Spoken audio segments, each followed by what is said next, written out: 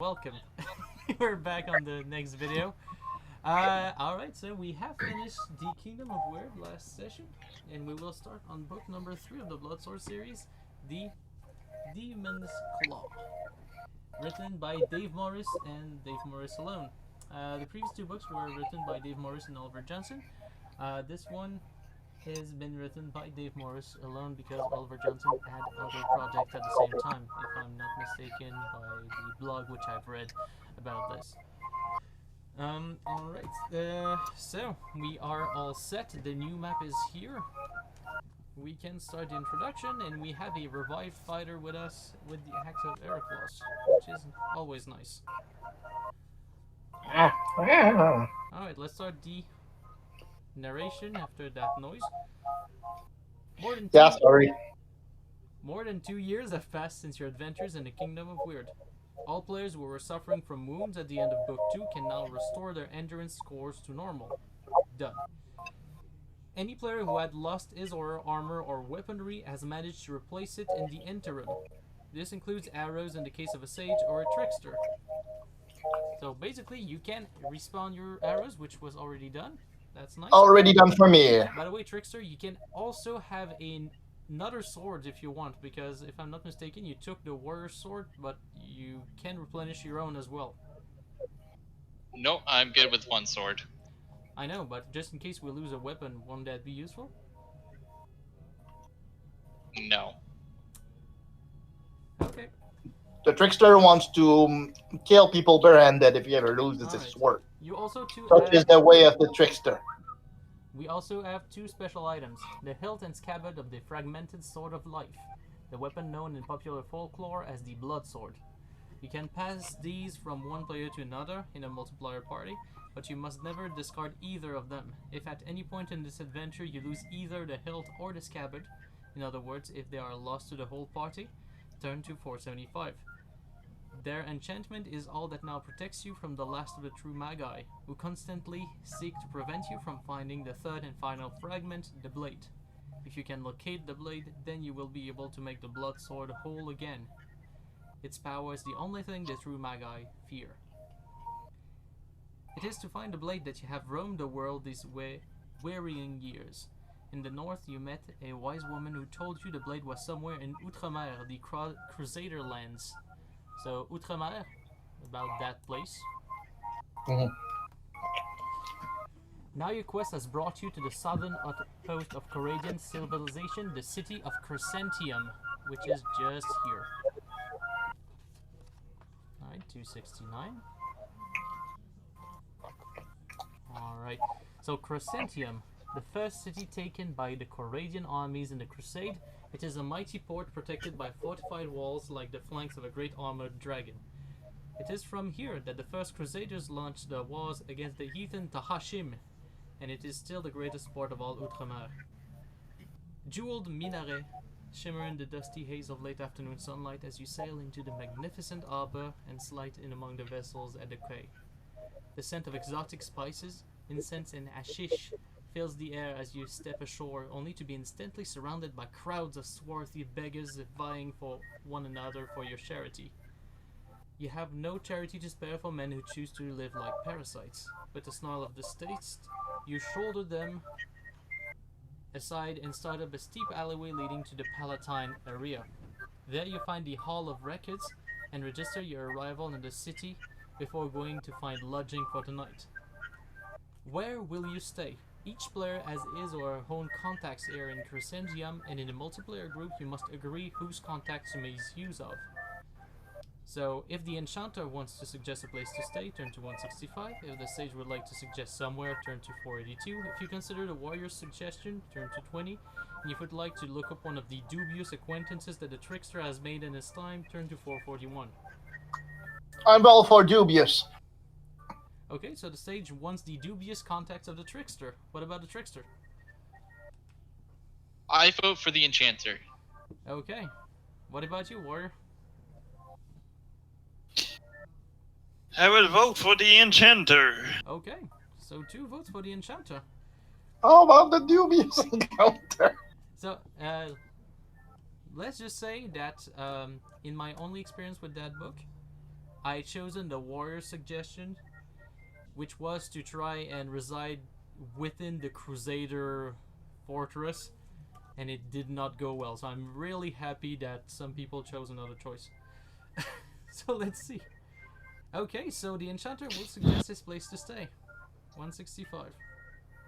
I bet all of the choices are ultra bad, but I don't then know. again, I don't know. The trickster might have some interesting encounters.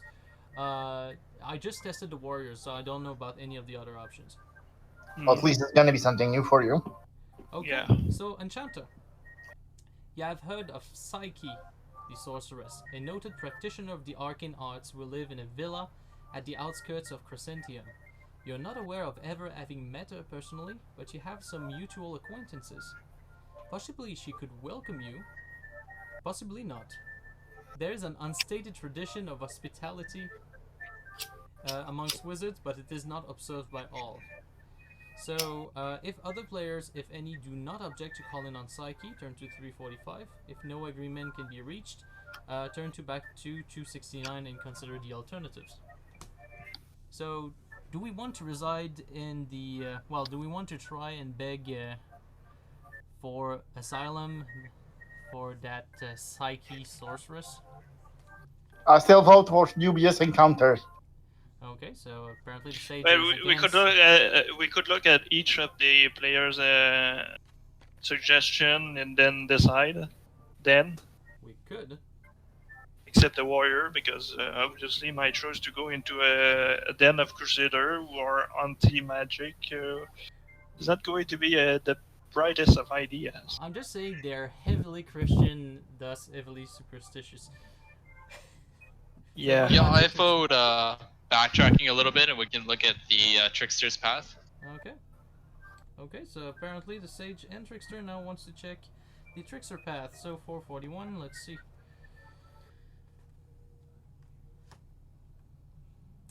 You have a couple of contacts in Crescentium. Jablo the Knife is an unprincipled and scurrilous rogue, a lot like yourself in other words. The last you heard, he was living near the jeweler's market.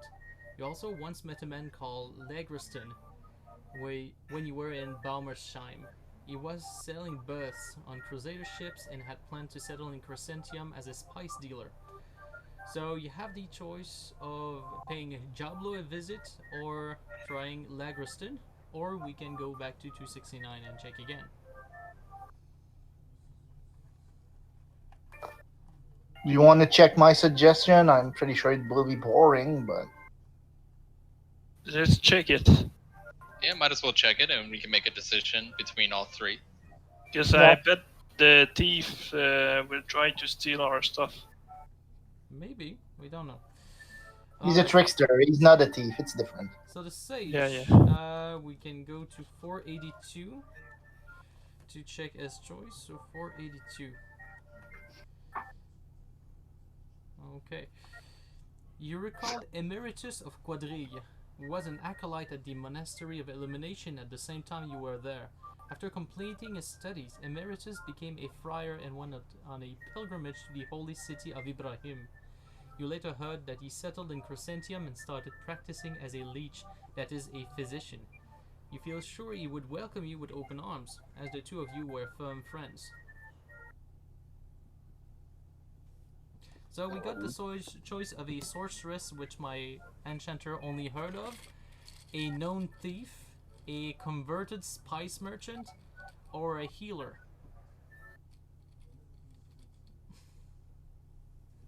Not gonna lie, I'd rather go with the thief. Okay, what about you, Sage? Knowing the choices. Why not go with dubious encounters? Okay, but which one? The converted spice dealer or the renowned thief on the jeweler's market? Well, our trickster has always been reliable. I'm pretty sure the other thief can be as well. If not, I can always try as a sage to convert him into a path of wisdom. Okay, what about you, warrior? Is there any path you would like I'm to leaning more towards the enchanter, but that's the sorceress? yeah. And you could also vote for the enchanter, Adam, and Wow. we could roll a dice. Here's the thing. There's already 2 votes for Jacob, the thief, so Yeah, but this is new, so you can. So your voting does matter here. I'm willing to Yeah, try but new stuff. So at this point, I don't really have an opinion, and I will actually go along with the flow and pay Jablo a visit. All right. Well, you're rolling to that page. I'm gonna grab my food. Okay, okay. let me grab another slice. I'll take the opportunity. Okay, just putting a pause on that recording. Alright, we're back. Fine. Everybody got their food, and now let's see what we get for Jablo. So it takes you some time to struggle through the teeming crowds to the jeweler's market. You are now walking in a tangle of late afternoon shadows under the branches of dusty cedar trees. The jewelers are beginning to close the shutters over their windows and make ready for evening prayers. Seeing a young lad playing in the street nearby, you call him over and ask him where Jablo lives. He thinks for a moment, then grins. Costs you. If you have money and are willing to pay him, turn to 465. If the trickster wants to do something, turn to 500. If you try threatening him, turn to 544. If you tell him you don't have any money, turn to 426. Trickster, do something. He's your friend. Yeah, I'll do something. Alright, no objection here. Alright. So you tell the boy you're on a special mission for the Doge of Ferromain, and that it is imperative you find Jablo at once. Will I have to be sworn to secrecy? He breathes, eyes wide. No, not just that. I am hereby instating you as an emergency operative on behalf of the Ferromain League. Do you agree to uphold the principles of justice, truth, and free enterprise? The confused lad nods quickly. Jablo awaits you in the building across the square. You put your hand on his shoulder. Excellent. Now slip quietly home and be ready to receive further orders. As he darts off, you size up the building you pointed out. So basically, we lied to the kid, making him think he's now a secret spy. Perfect. Okay. Alright, so you stride across the market square. The Tahashim, who accounts for 4/5 of Crescentium's population, are hurrying off towards their temple in answer to the Muezzin's calls to prayer.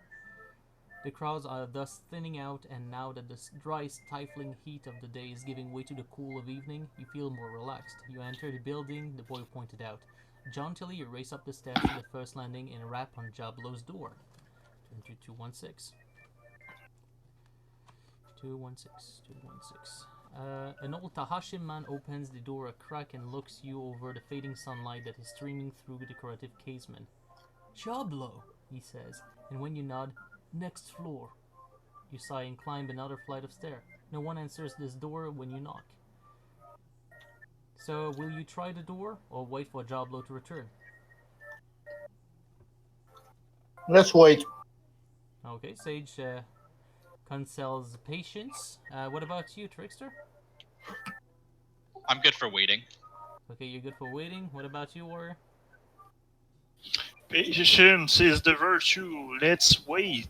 Alright, let's try and be patient and wait for a thief. 535.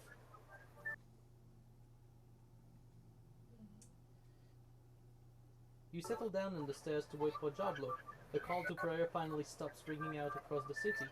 Bells are rung for those of their true faith to this and evensong.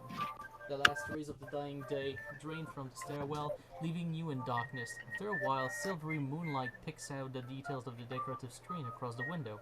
A dog barks in the street outside. Then you hear a creak on the stairs below and a soft peal of laughter. Someone is coming up. You step out to intercept them. Jablo! This is a young Coradian nobleman with a sultry Tahashim courtesan on his arm. Jablo lives downstairs, says the courtesan, then sweeps past dragging the grinning nobleman with her. You smell brandy on his breath. Wait, you say, putting a hand on her arm. A paramour gives you a look of uncomprehending belligerence and reaches for a sword, but the woman pushes him through the doorway. He lurches into a pile of cushions and begins to sing. After favoring him with a gaze of fathomless distaste, the courtesan turns to you. From what I know of Jablo's business, she says, you would do well not to stick your nose into it. Might get cut off. She touches a painted fingernail to your face and then thrills with laughter. You're at a loss. Where can one spend the night in this ungodly city, you ask her. She looks you up and down and then shakes her head. Not here. Try a hostelry called the Tower of the Throne of Purple. Not exactly the lap of luxury, but cheap as long as you know not to trust little Alexius, who owns it. She gives you direction to the hostelry and then sweeps into her chamber without a backward glance. Obviously, not all the Tahashim have found the occupation of the city bad for business, you think as you descend to the street. Alright, turn to 406.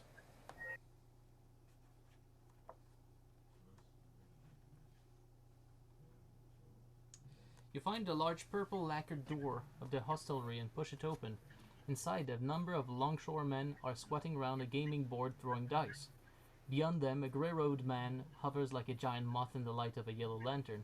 He flits fussily to and fro with a wine jug, watching the games with sycophantic interest as he refills his longshoremen's goblets. Seeing you, he moves over and bows. Moves too close, bows too low. You don't like him. Welcome to the Tower of the Throne of Purple, on whose curious name hangs a ribald tale. I am Alexius of Ferromain, your host. You may study the tariff if you wish, or, that would be the meaning, allow me to show you directly to our best suite. Do you ask her to see the tariff, or do you speak to the longshoreman, or if you go straight to your room? Well, let's speak with him. I'm just gonna check what a tariff means spelled like that. Tariff. Tariff. Definition. A tax or duty to be paid on a particular class of imports or export. The price of something according to a tariff. Okay. Anyway.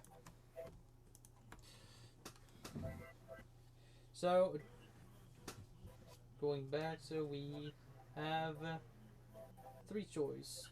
So, do we ask to see the tariff? Do you speak to with longshoremen, or do we go straight to our rooms?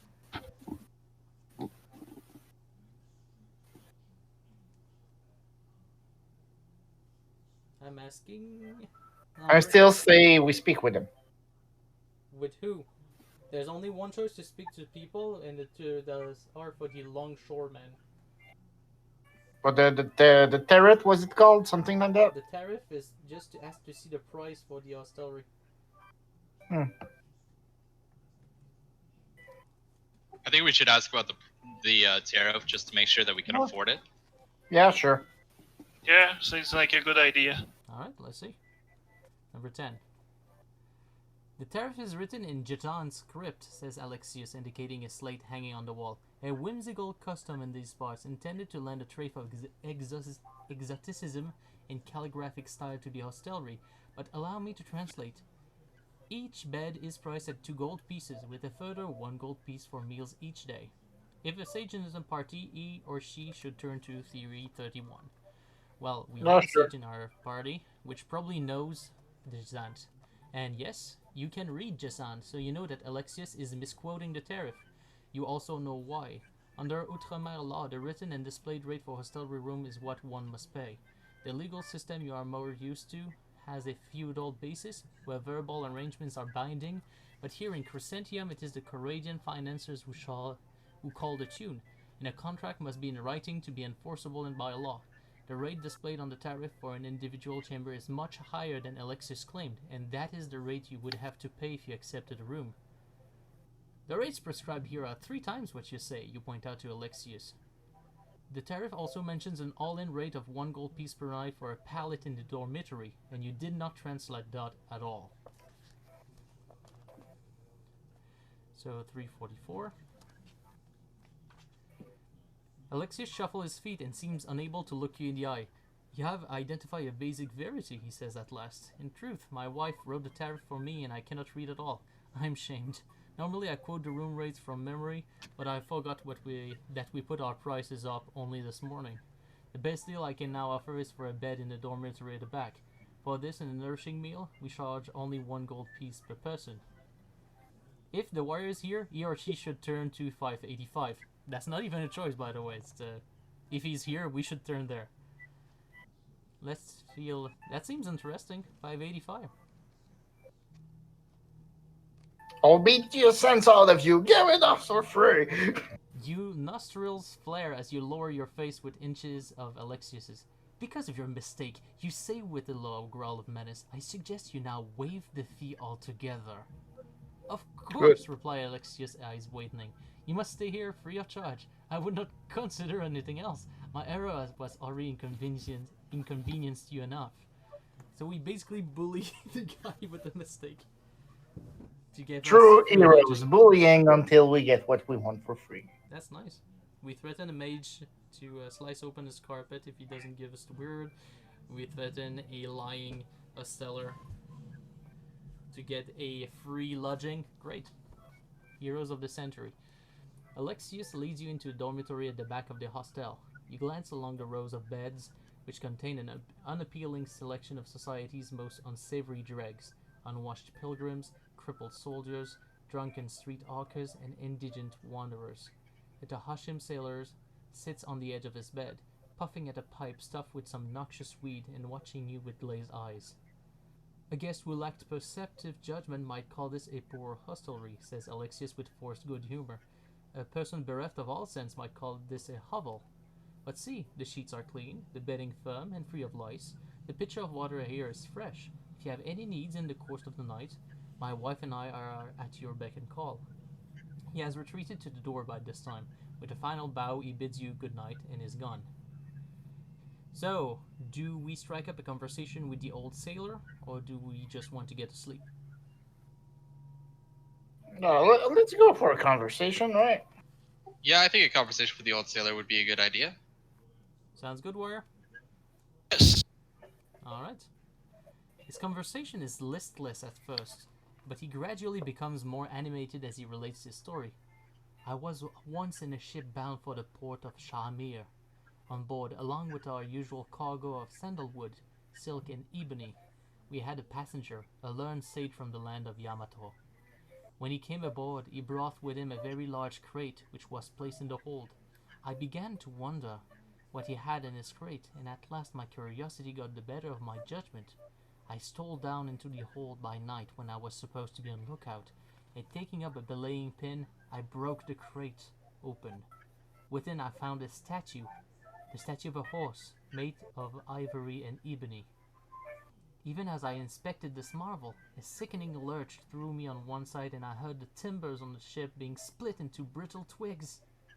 A cry went up by which I knew we had encountered the Dendan, a monstrous fish that inhabits the Gulf. Had I been at my post in the crow's nest, I might have spotted it and given the signal to change course. But now, because I had succumbed to foolish curiosity, the ship and all her crew, including myself, were surely doomed.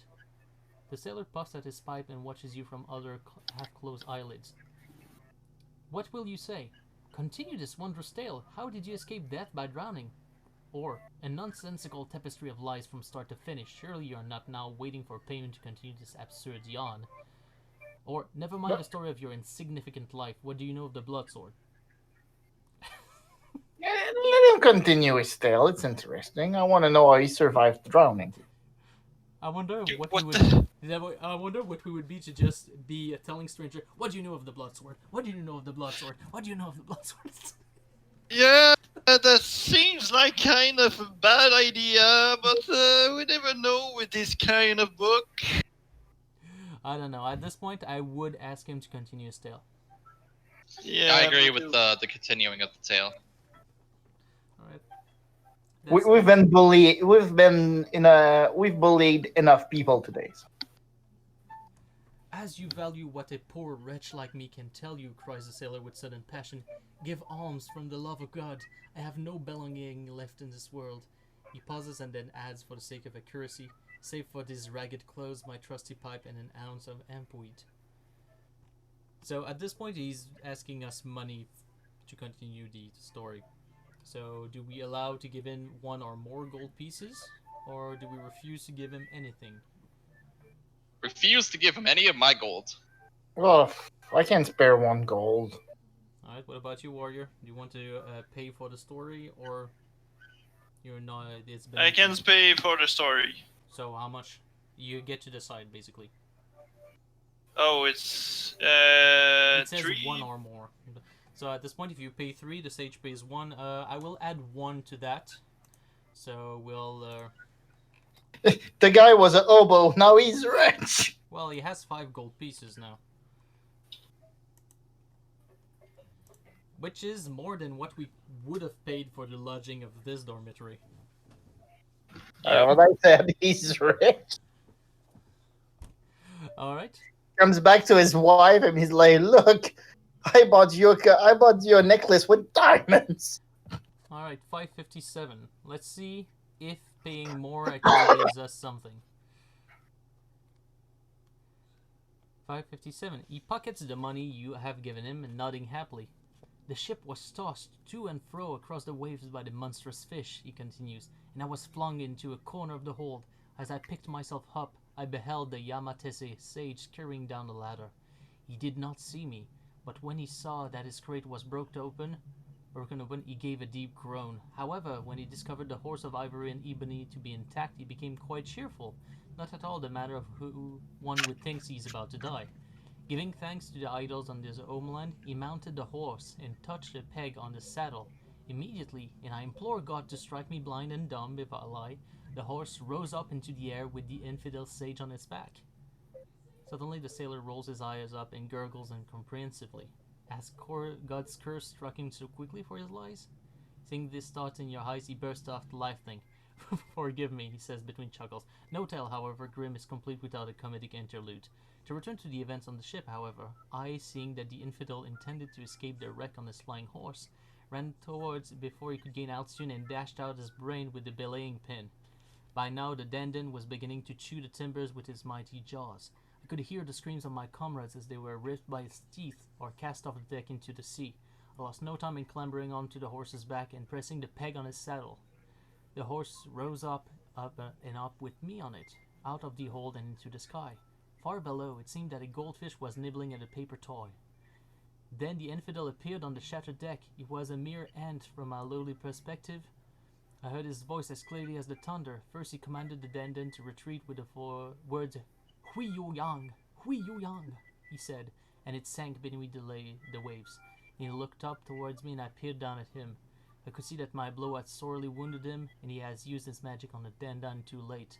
The ship was sinking, and already the salt water was lapping at his ropes. "Fly, you foreign devil!" he screamed at me. Obviously the blow had so scrambled his wits that he'd forgotten he was the foreigner.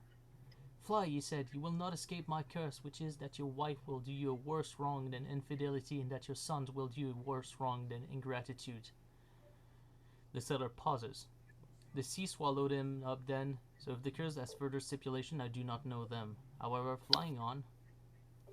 You are beginning to tire of this. If you tell the sailor you have to get some sleep, turn to 84. If you let him continue, turn to 386. 386. Let him continue his story. I guess we should let him continue. Yes. We've paid him gold, so yeah, let's not waste our money. Alright, well, let's see. He goes on with his tale, showing breathtaking stamina and a flair for choice phrases. The story takes several discursive turns and includes at least one independent tale framed within the larger narrative, but he never quite loses track of the whole. At last, after landing on a far-off island, marrying a beautiful princess, meeting once more with the Yamatese sage, characterized in the latter part of the story as the evil infidel, escaping the attentions of a lovesick ghoul, and undertaking another perilous ride on a flying horse, at last his adventures brought him back to Crescentium. "And that's the end of my travels," he says. "You have been listening to his story all night, and when Alexius comes in to open the shutters, you see it is almost dawn. As you turn away yawning, the sailor presses something into your hands. A wooden peg. It is the peg that controls the flying horse," he says. "The thing brought me only misery, and I wish now I had drowned those many years ago. But if you find the horse and replace this peg, and it may be of some use to you." If there is a sage here, turn 538. There is a sage. Good. 538. You feel this tale was too expertly told for him to be a simple sailor as he claims. More probably he is one of the professional storytellers endemic to Tahashim society. And if you are right, then he must be trying to trick something out of you, unless perhaps his story was the truth. Turn to 421. So, will we take the peg that allegedly operates the flying horse? If so, turn to 129. If not, turn to 23. Let's take the peg. The sage decides to take the peg. I will not stop him. Well, enjoy having a peg. I'm a little sad because I think what's going to be decided. So, has decided will change a lot of the story which I have taken. But it makes me joyous because we will explore some other things. Alright, 129. So the sage, add the wooden peg into your equipment, I guess. Done. You accept the peg and thank the old sailor for telling you all this. When one has enjoyed a full life, he says, it becomes a duty to share it with others. You eat a bowl of gritty porridge that Alexius gives you, and each player recovers 1 endurance point if wounded. Unfortunately, you find a weevil at the bottom of the bowl, and feeling slightly queasy in case it was not the only weevil in your breakfast, you stagger outside to find a fountain in which to wash. As you engage in this, you see a number of sick and destitute people gathering outside a narrow white-walled house nearby. Alexius, who has come outside to throw slops into the street, notices your curiosity. That is the house of Emeritus the Leech, he says. I have heard it said that he is the wisest man in Outremer. Thank you, Alexius, you reply, taking a final sip of water from the fountain. That information is worth a gold piece, even if your hostelry is not. Ignoring a sputter of indignation, you troll away towards Emeritus's house. Fortune has brought you to the very man who might be able to help you in your quest. Well, apparently, after not finding Jablo and hearing a storyteller's tale, we go to the sage's contact. Emeritus the Leech. 419. I'm gonna quickly grab some more food. I'll be back in like a minute. Okay. Let's wait a little bit then.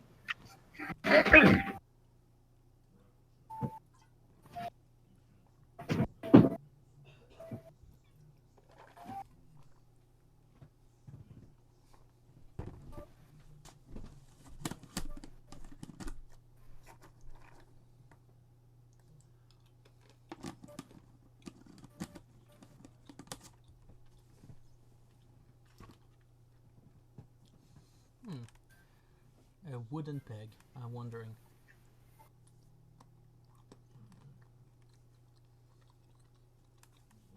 I think I encountered a wooden horse in my previous adventure, but I did not have the peg, so I could not do anything with it. Maybe that's the thing. Maybe. At this point, it would be more than likely. And I'm back. Alright.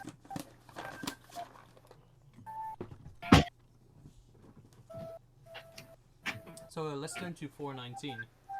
Already the rising heat and dust from the city are becoming stifling. You're grateful for the cool shade of the entrance hall. A native slave girl comes running up to you and points to the queue of sick people. These others were here before you, she protests. Please wait your turn. A thin, sandy-haired man with a benign smile emerges from the curtained vestibule. Dali is right, he says. I observe no favorites, and I treat my patients regardless of wealth or station in life. His voice trails off, and you look round to see what he's staring at. It is the blood sword hilt and scabbard that you carry at all times. The morning sun is shining through the window onto them, causing the bejeweled metal to scintillate with 1,000 colors. The sword of life, gasped Emeritus. I thought it had been destroyed long ago. The blade is still undiscovered, you tell him. He rubs his jaw. Perhaps I can help. He ushers you into a vestibule and draws a curtain across in front of it, explaining, there are those who would like to see the blade remain lost. The precaution of talking in private may be unnecessary, but why take chances? Now let me tell you what I know. The other patients are incensed by what they see. What's this special treatment? You overhear one of them mumbling. Some of us have been waiting here since dawn. Turn to 60. So basically, we got a magic sword, and that makes us more important than peasants, apparently. Of course.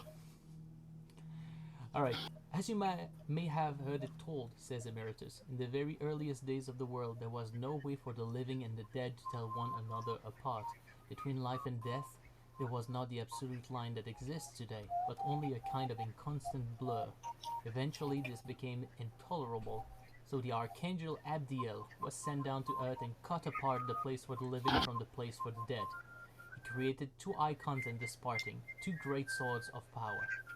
One of these, the Sword of Death, remains beneath the earth until brought back from hell by the paladin Ganelon. It is said that he hoped to use it against the very forces of the Dark One, but was corrupted himself by the intensity of his deathly power. Ganelon's eventual fate is well known, and I need not recount it to you, I am sure. The Sword of Death, often referred to as the Demon's Claw, is now thought to be somewhere in Marajid. The other sword contained within its blade is the essence of life. Speaking for myself, this is a concept I cannot grasp, but many warriors have spoken to me of the mystical concept of the sword that is a force for life, even as it dispenses death. That is what the Sword of Life, or the Blood Sword, embodies. This sword was broken by Yaunt the Seven-Eyed, a fiend from the frozen desert wastes of Krarth. I thought even the fragments had been destroyed or lost forever, but it seems that is not the case. Was the Blood Sword created to destroy the last of the true Magi, you ask, Emeritus? Not originally, not according to the version of the myth that I just recounted, but remember that truth has more than one shape and speaks with more than one tongue. If we stand in a river, it is one fed by many tributaries. Some would claim that it was indeed for the express purpose of slaying the true Magi that the sword was forged. It will certainly be able to accomplish that, as Blue Moon and his ilk are of the undead. I mean this not in the trite sense that adventurers use the term, when they speak of clattering skeletons and shambling zombies as undead. Some great entities linger in the world without tasting death, and their undeath is a kind of apotheosis. This applies to Heorweh the Outcast, Valander of ancient Ellisland, the god King Imref Karid, vampiric Lord Abraxas, and other figures of myth. The last true Magi belong to this category, and the Blood Sword will sever their link with our reality and send them into the void. Now, if you seek the final part of the Blood Sword, I can only suggest that you go and see a man called Sussurien. He is an Opalarian prince, but he is now exiled from the Tahashim lands, and with good reason. From what I hear, he is as sinister as a snake. However, he is known to desire the Sword of Death for himself, and hence he may be able to give you some information about the Sword of Life. The two are inextricably linked. Turn to 137.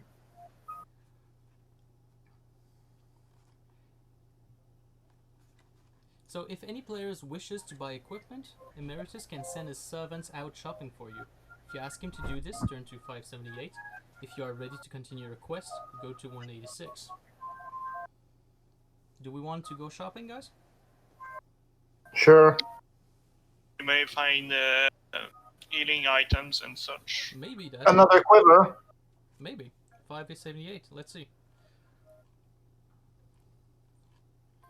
578.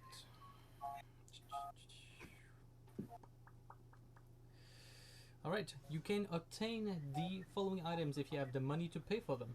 If you are genuinely destitute, with an average of no more than 3 gold pieces per player, Emeritus will make you a gift of 12 gold pieces to be divided equally amongst all players. Well, we have more than that. Okay.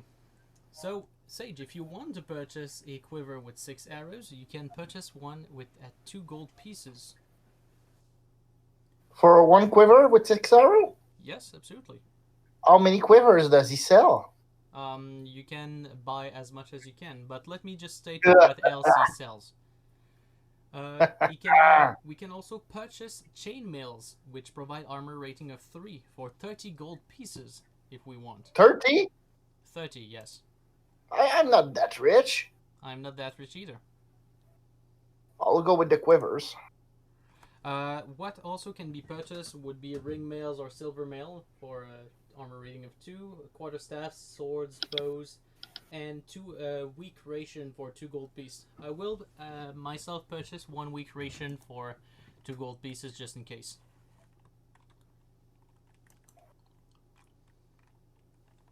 Much for a bow? Hmm? Because I have the axe, I think, but the bow could be. Yeah, nice. no, you cannot. You cannot. The only people in the party that can wield a bow and arrows are the trickster and sage, because they have the archery special ability. Oh, I see. I will remove my whitestone amulet and just replacing it by rations for 1 week. For 2 gold. Alright, anybody here that's making some purchases?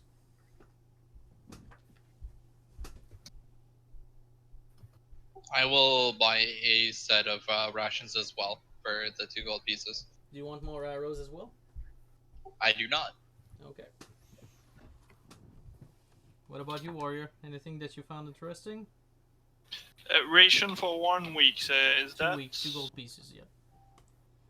It's 2 2 gold pieces for the orations, Yes, that is correct. and 2 gold pieces for each quiver. Yes.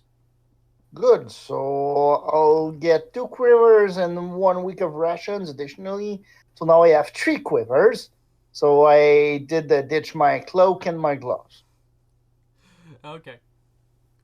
At least I won't. I'll have freaking lot of arrows to help you guys. 1 quiver on the back, 1 quiver on each side, and he's ready to shoot arrows. Well, since I don't go in melee that often, if I can shoot more arrows, the better, the best. Absolutely. I'm not disproving that for you. I will also adjust the amount of arrows you have in your quiver, since I have now 18 arrows. that is correct. You do. I'll just adjust that in your third bar here. 18 arrows. And save. There you go. If you ever need me to give you some arrows, Trickster, just ask. Will do. I'll be the arrow holder. Alright, once you have given Emeritus the servant the money to make any purchases you need, record the items and turn to 186, which we will do. 186. You make ready to set off at once. I am sorry you cannot stay longer, says Emeritus as he shakes hands with you, but obviously your quest must take precedence. Hopefully we will meet again one day, you reply. Many thanks for your hospitality and the help you have given. You also give a courteous bow towards the beautiful Tahashian girl, Dali, who met you as you first arrived. And the attentive service of your slave deserves praise too. Emeritus laughs. There are no slaves in this house. Dali is my wife. You are perhaps a little shocked at this. Respectable Coradians should not, in most people's opinion, mingle intimately with the natives. Nonetheless, you manage to keep your sentiments to yourself, and bowing deeply, you take your leave of them. Sussurien lives on the far side of the city. It is still early in the day and you are not unduly hurried. As you pass the bazaar, you happen to glance down an alley where you see a veiled woman being molested by 2 brutish Tulandos.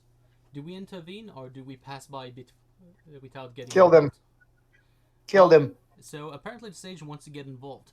What about you, warrior? I think I missed the discussion. What are we seeing? A veiled woman is being molested by 2 brutish men. Oh, just... Do you intervene or do you pass by? I will intervene. What about you, Trickster? Do you care about the veiled woman? Yeah, I could care less about the veiled woman, but I could care more about a fight, so I'll intervene. Okay, great. Well, I will intervene as well That's because as good as a reason as any. I will intervene as well just to teach a lesson to those brutish men. So, 362. All right. Yeah, so I did make sure that my gold was spent, so now I had 8 gold pieces instead of 15. That is correct. 9 gold pieces. You only spent 6. No, I gave 1 too for the storyteller. Okay, great. All right. So the Thulander turn as you approach, but one still holds the woman in a brutish grip. What is this interruption? He snarls at you. Can't a couple of guys that are new in town have a bit of fun, eh? Not at somebody else's expense, you thunder. On hand this lady as once. The Hashim or not, she deserves better than to be manhandled by 2 fatherless rodents like you. They did not like that. You can see you have a fight on your hands now. Turn to 43. I will prepare my spell before I turn to 43, if you don't mind. For that fight, I feel, Buff? Yeah, I feel like I should give you like the Eye of the Tiger, and then I'll see if the fight lasts longer than that.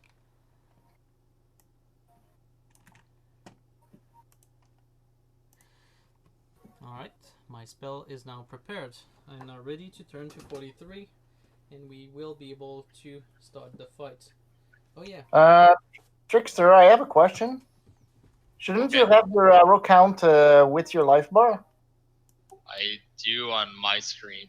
Oh, I do that's see weird. it as well. I don't. Just a moment, I'll just check if it's.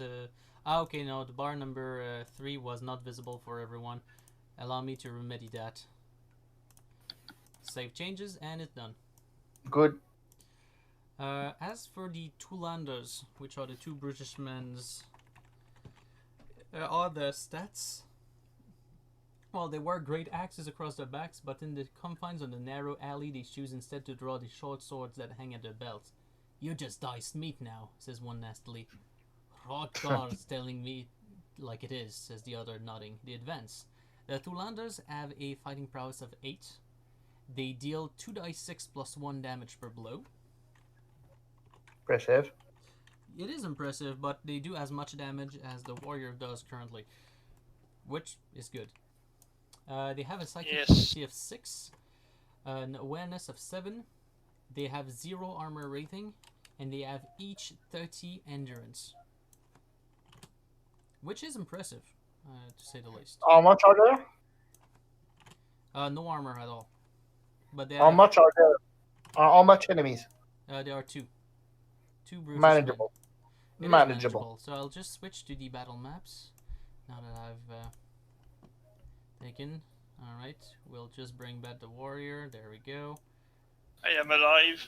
Why is the sage's stats not updated for some reason? I'll just re-update your arrow count. Odd. There we go. Alright, so that's a 1, 2, 3, 4, 5, 6, 7, 8. Alright, 8 by 2 thing. Alright, so first let's draw the map. So 1, 2, 3, 4, 5, 6, 7, 8. That's an alley. Then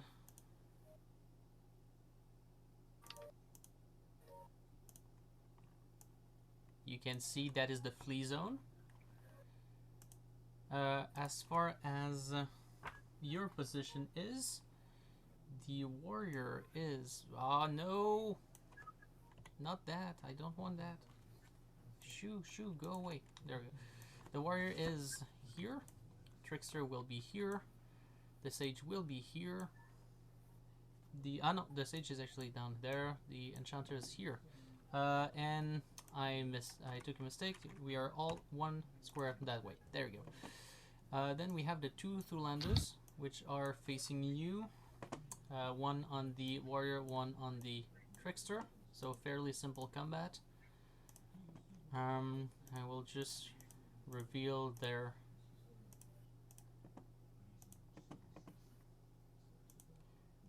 hit points, their entrance.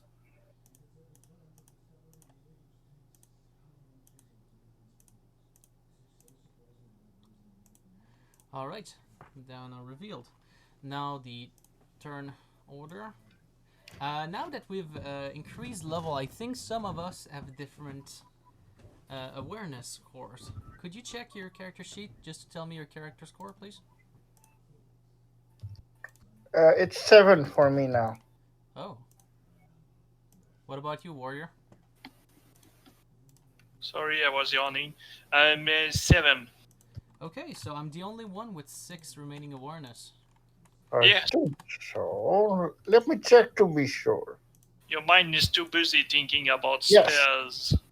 Yes, I have 7. And the trickster still is at 8, but now has a good fighting prowess, which means that the Thulanders will act at the same time as the sage and warrior, with a 7 on initiative. Hey, Adam. Hey. Would you mind checking what my damage is supposed to be? I just want to double check it. I'm fairly sure it's 1d6 plus 2, but I will verify back. Trickster, 4th rank, 1d6 plus 2. Okay, thank you. Just wanted to double check to make sure. No problem. So we have the okay. We have 4 rounds to fight with them. Because We must obliterate him. that means because there are three things. If you flee, turn to 161. If you beat them within 4 rounds, turn to 257. If you're still fighting at the end of 4 rounds, turn to 443. Which means after my buff is cast, I might just get you get some big damage spell to try and see what I can do. Oh, my psychic ability is no longer reduced, so I have actually 7 of psychic ability out of out of 8. Yes. There we go. Now that this has changed, we can now proceed. Let's start slicing. Yeah. Right, so Trickster, you start, and you hit. Well, yes, that's a hit for 6 damage. That is an impressive start. 1/5 of the man's life just slips away from him. The Thulander, Sage, and Warrior will be next, so I will roll for the Thulanders. First one is for the Warrior. Hits him and managed to do 13 damage. That's an ouchie. The one against the Trickster hits for a total of 7 damage. So please update your endurance.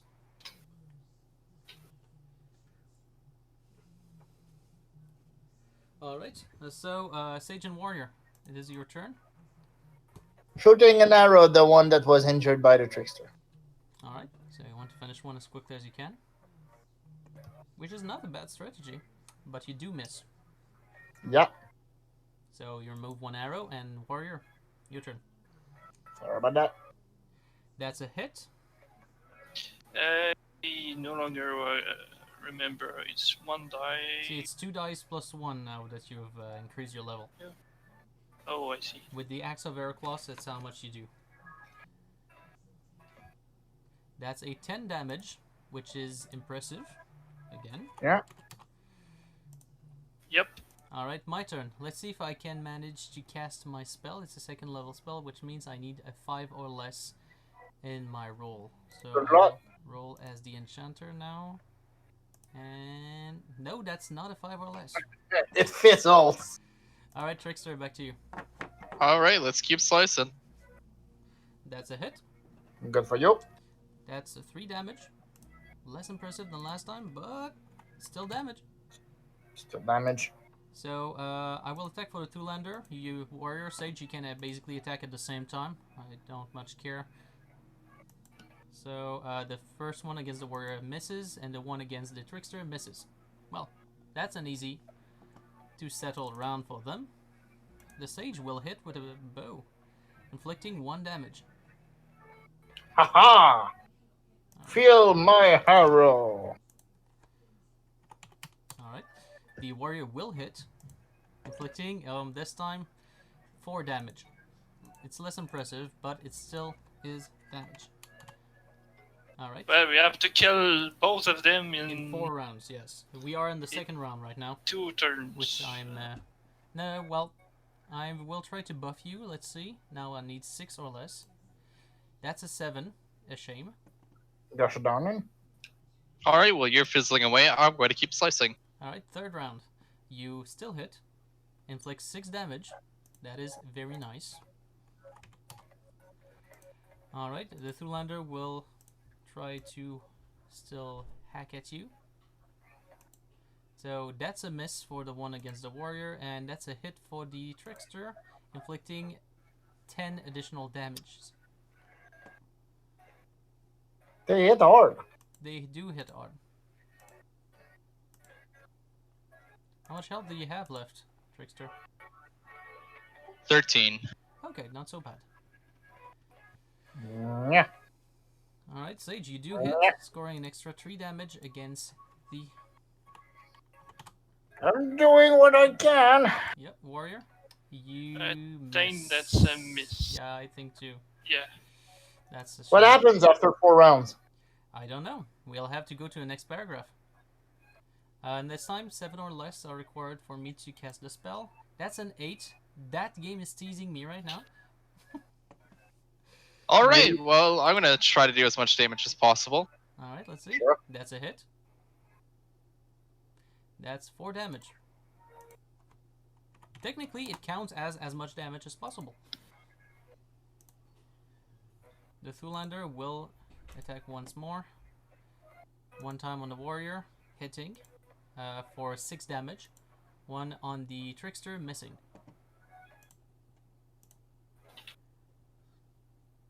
Alright. Sage warrior, you can do your shots. Warriors. Still a miss. That's a sad thing. Seriously. Yeah, no, you have a high score, which is sad. Sorry for your miss. Well, casting the spell now would not help in any way, but I'll still do it just in case. 8 or less now required for me to cast the spell. And of course, that's a 9. Seriously. The fates have not been inclined to help me today. Alright, we are still fighting at the end of 4 rounds, so let's turn to 443 and see what happens. I heal. No, you cannot. It was a combat paragraph. Is it still a combat paragraph after? At the end of the next paragraph, we'll warn you too that we can't just say. There comes a sudden flash of lights, against which you have to shield your eyes. The alley is filled with the stench of sulfur. In a vision as clear, there is no sign of the Thulander. Their weapons lie scattered at your feet. The Tahashim woman they had accosted is standing a few paces away. You sense a smile under her veil. She holds up 2 grey rats by the tails, and you see she has just cut their throats with a curved silver knife. Fatherless they may have been, she says with a light musical laugh. Rodents, certainly. Turn to 257. Now you can try it in a heal. I will just remove the turn order, and we will go. The women are clearly dead. So the women just cut their throats? She turned them into grey rats and then slit their throats. Nice. Alright. Not exactly sure why, but you're... Just a moment, Sage. Before you actually get there, for some reason, some of our character sheets are no longer linked, so I will just remove that one. I'll just go back to the battle map. Just a moment. I'll just get back your character sheet. Edit. Remove that default token. Yes. And use the selected token. That's great. Save changes. Then I'll go back to the world map. Then with that, yeah. Now we have the updated one. Great. Yeah. So please attempt your healing. Alright, that's 4 endurance points sacrificed. That's a 3. You can get them back if you want. So that's 4 points you can redistribute. I'll have 3 on the warrior and 1 on the trickster. Alright. You cannot get them back though if you do that, right? That's okay. I'll attempt another one. Alright. It will still even our odds of survival. It was most kind of you to take the trouble to help me, says the woman in exotically accented Bolang. She steps forward, and you notice the heady scent of jasmine that pervades her long robes. She presses a large silver key on you. This unlocks the secret doors into my garden, she says.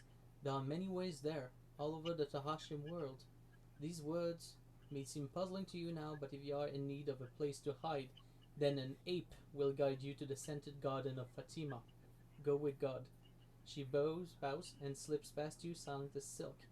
Record Fatima's silver key on your character sheet if you intend to keep it. You can also take the Thulander's battle axes and short swords if you wish. Leaving the alley, you find no sign of Fatima. Shrugging, you continue on your way to meet the mysterious Prince Sussurien. So, does anyone keep the silver key of Fatima? I'll take the key. Alright. Could you spell her name for me, please? There we go. I'll spell that in the D20 chat. There we go. Fatima. So it's Fatima's silver key? Yep. Okay, thank you. It's added. Alright. So we now turn to 73. So Sage, you can have another attempt while I find a paragraph. Sure, I'll do that. Mhm.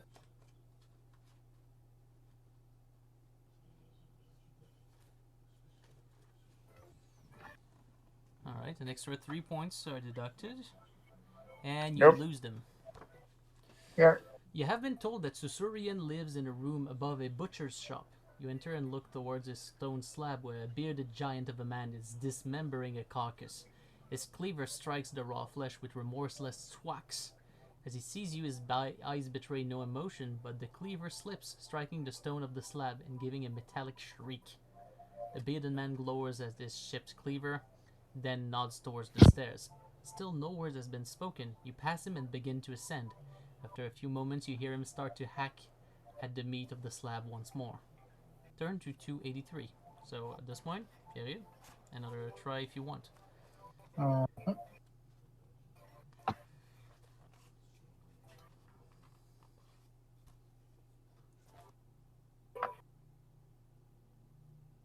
There you go.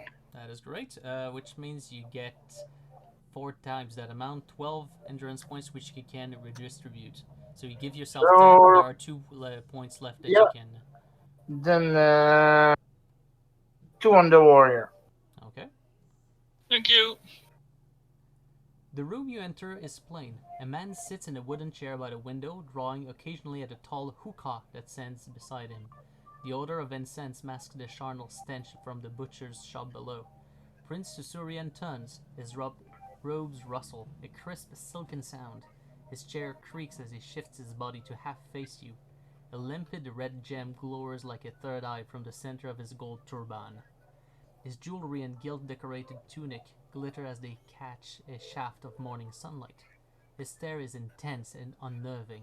With his swarthily handsome face, he looks like a man capable of great passion and cruelty. Then he gestures to the cushions piled against the wall and bids you sit. Sharp white teeth flashes as he smiles. You crouch down on the cushions, but your muscles remain tense. The sunlight, passing through the wooden lattice across one window and through the dusty air, casts a host of narrow bright beams across your face. They all appear to radiate from the exiled prince, the spider's web. "I knew you would come," he says. His voice is soft and deep, suggesting the quietest beat of an enormous drum. "You seek the sword of life, I the sword of death. By uniting, we shall achieve what we desire." You don't pretend to like the idea, but there is no alternative, you nod. "I have here the Hatuli, literally the bring hither." He hooks a mannequin that looks as if it's been carved from diseased wood. "It was constructed by the great wizard Sahak Natur, and my agents found it for me in the ruins of his fortress. If it were operative, I could find the magical swords for us, but it is not." He sets the mannequin on the floor by his chair where it waits lifeless. "Its eyes are missing," continues Sussurien. "There were 2 tiny emeralds of flawless beauty, and I believe they were prized from the Hatuli's head by Hunguk the Pirate King when he sacked his fortress. So your quest will involve stealing them back from Hunguk. You can see a difficulty here. Hunguk the Pirate King, if he ever lived, must have been dead for 500 years. Turn to 439. Pierre, you can try again if you want, as I search a new paragraph.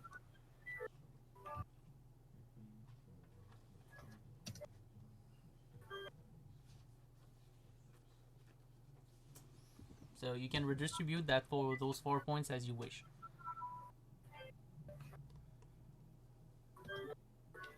Had 2 to the trickster. Oh, 2 the trickster and 2 back to yourself. Okay. Thank you. No Sussurien, problem. Sussurien only Sorry, it's just taking a lot of time. Sussurien only smiles when you point this out. No, he is not truly dead, and not truly alive. Hunguk was too great a man for this world. We are in the last days now, and those who are born and walk the world's face are timid things compared to those mighty heroes of times past. Like King Valandar, Logo the Braxus, Himref Karid, you add, remembering Emeritus's words. "Just so. I have heard it said by the scholars of your faith that Hunguk forfeited his soul for the bloody rapine he committed. They say he is doomed to roam the world till the hour of all's ending. I prefer to think he is too great a man for heaven or hell. He has sailed the only course he could into myth. Many have claimed to see a ship, the Devil's Runner, bearing down on them from fog or storm. Not all can be liars. Sussurien allows a few moments of silence for you to take this in, then reaches for a parchment. I have prepared this astrological projection to show when and where the Devil's Runner will next appear on the earthly plane. It is a point some 60 miles offshore in the Gulf of Marazid. By the way, Gulf of Marazid. And 2 days from now. From this planisphere, I know that the Swords of Life and Death are located somewhere in the city of Hakbad. Once you have recovered the emeralds, go there and seek me at the House of the Desert Breeze. He turns away. The audience is at an end. Have you any suggestion on how to get there, you ask, rolling the parchment and putting it among your other belongings before heading for the said door. No, says Prince Sussurien. That is your problem. Turn to 133. Sage, do your thing. Sure. Seriously, I'm confused as heck with all the name and stuff. Okay, so just to let you know, Prince Sussurien is the guy we just met. He is an exile from the Tahashim because of his devious and cruel nature. Right now, he seeks the Sword of Death. And in order to have the Sword of Death, he needs to find it. And he has one artifact to find it. It's called the Hatuli. But the Hatuli is not working because it's missing its 2 emerald eyes. The emerald eyes have been reportedly stolen by Honguk the Pirate King. So Prince Sussurien gives us the mission to go and find Honguk the Pirate King ghost ship, because the pirate has disappeared 500 years from now, and steal back the eyes of the Hatuli to find the swords. That's better? Yes. So I did my calculation. 2 hit points for the warrior, 2 hit points for the trickster. I do have full confidence in your ability to calculate that. And Thank you, No kind problem. sir. No problem. I'm sorry, I'm having a hard time keeping up. I don't know why. No problem. So, let's continue. The butcher falls silent and watches you leave. You make your way from Sussurien's home in the daze. Outside, the crowds flow around you like eddies on a fast sea. You glance back to see Sussurien looking down from his window with a slight smile. Perhaps you are foolish to have agreed to obtain the emerald eyes for him, but what choice was there? Without his astrology, you could never have hoped to find Onguk's ship. Even if you stole the Hatuli, you have no idea how it operates. Loathsome though it is, you are forced by fate to cooperate with the untrustworthy prince. There is a Tahashin proverb: the lion and the serpent will lie in bed together when both are hungry for the flesh of the gazelle. Lie in ambush together. Your wandering brings you to the outskirts of the city proper. Seeing a fishing village in the distance, you head towards it with a view to hiring a small boat. You soon find the village is further than you thought, for you are forced to take a meandering path between a number of low seal stone buildings. The time is now mid-afternoon, and dry dust rises chokingly from the road. As you turn a bend, you come across a man sitting by the roadside drinking from a gourd. He looks up and smiles, greeting you with the words, "We must swelter in the sun, while those who lie in these sepulchres are cool, but they must endure their parched throats, as this wine is only for the living." He holds up the gourd. "Will you join me? Do we accept his invitation or not?" Basically, there's somebody that invites us to join him for a sip of wine near stone buildings. Sure. Okay. The sage says yes. I refuse. It smells like a trap. What about you, Trickster? I think that it's a trap as well. Alright. So in this case, since it's 2 against 1, let's refuse his invitation. By the way, I will be silent because we're back to where I was previously, so we actually joined back on the storyline which I'm familiar with. 187. You apologize but explain that you must turn down his offer as you are on a mission of some urgency. He jumps to his feet on hearing this. "Why? I may be able to help you if it is so." What is the nature of this mission? Do you tell him, or do you insist that you must be on your way? I insist that we must be on our way. Alright, that's the warrior's vow. What about you, Sage?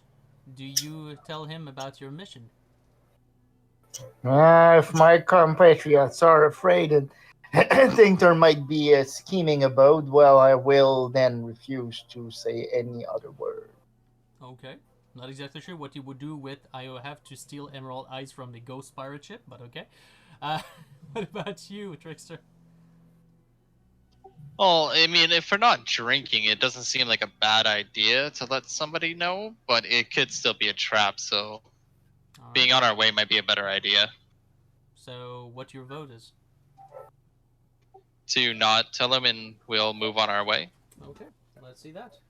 314. Let's continue on our way. You stroll down the road to the village.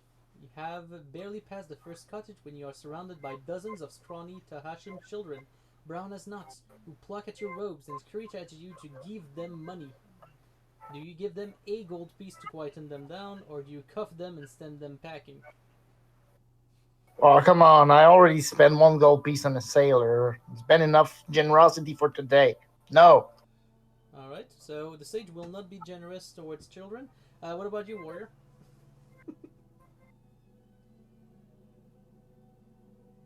Damn, seriously? Well, This is the book where we get beggars everywhere. Yes. We are in Tahashim territory. Yeah.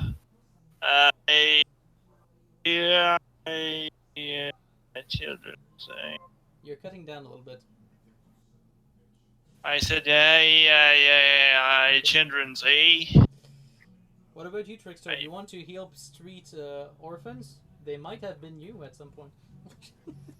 Yeah, no.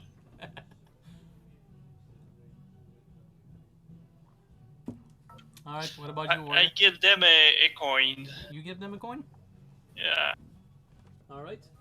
So you give them a coin to quieten them down. Let's see what it does. Will they now shriek They're more gonna, since they know you fight have money? against each other. They're gonna fight like wild animals. Alright, let's see if generosity is repaid.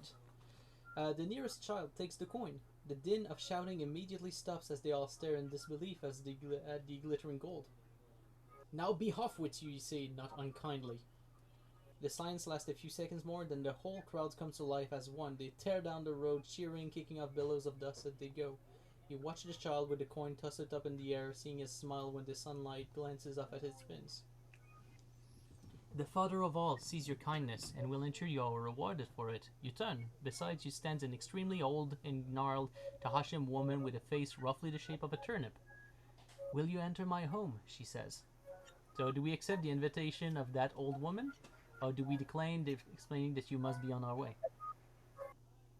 Let's accept it. Alright, the warrior which gave the gold piece will accept the invitation. What about the rest? Yeah, sure, why not? I mean, we might get food and rest.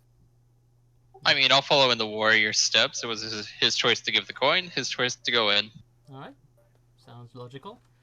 Alright, she calls to a youth who is fixing... Oh, by the way, a next paragraph has spawned. I just forgot that, but the sage, you can actually do one thing. Sorry, I just forgot. I'll continue healing, of course. By the way, you can do 2 attempts. We have at least passed 2 paragraphs since your last attempt. Alright.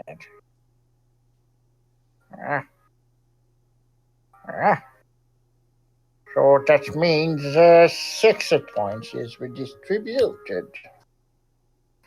So 3 on the warrior. 3 on the warrior, yeah. Well, Almost there. I did use 2 on myself, so 1 more on the trickster. Alright, you can do 1 other attempt if you want.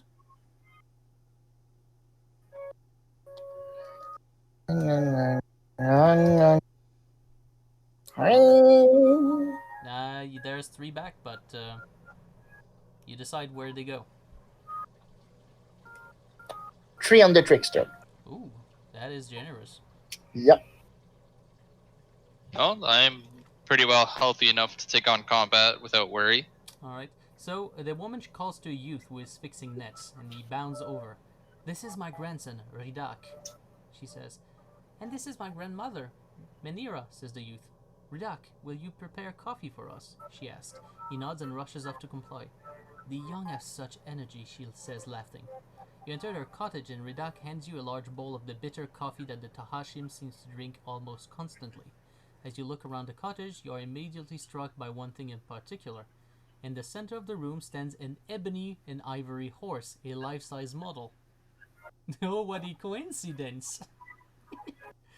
So, were you giving a wooden peg by Tahashim seller? If you have this item, turn to 519. I believe Yes. Sage took it. Mm-hmm. By the way, we're changing paragraphs, so Sage.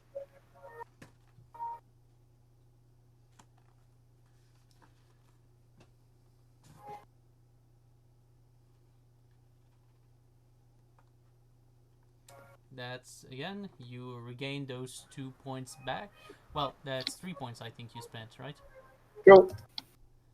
No, 2 points. Spend two. Yeah. Spent 2? Alright. Well, you can get them back. Manira, Yeah, at that point, I'll make sure I have plenty so I can retry each time. Manira looks on with wide eyes as you produce the peg and fit it into a slot of the horse's neck. Patience is better, but bears a sweet fruit, she says. I have waited my whole life for someone to return with the peg that operates the magic horse. In view of the sailor's story, this surprises you.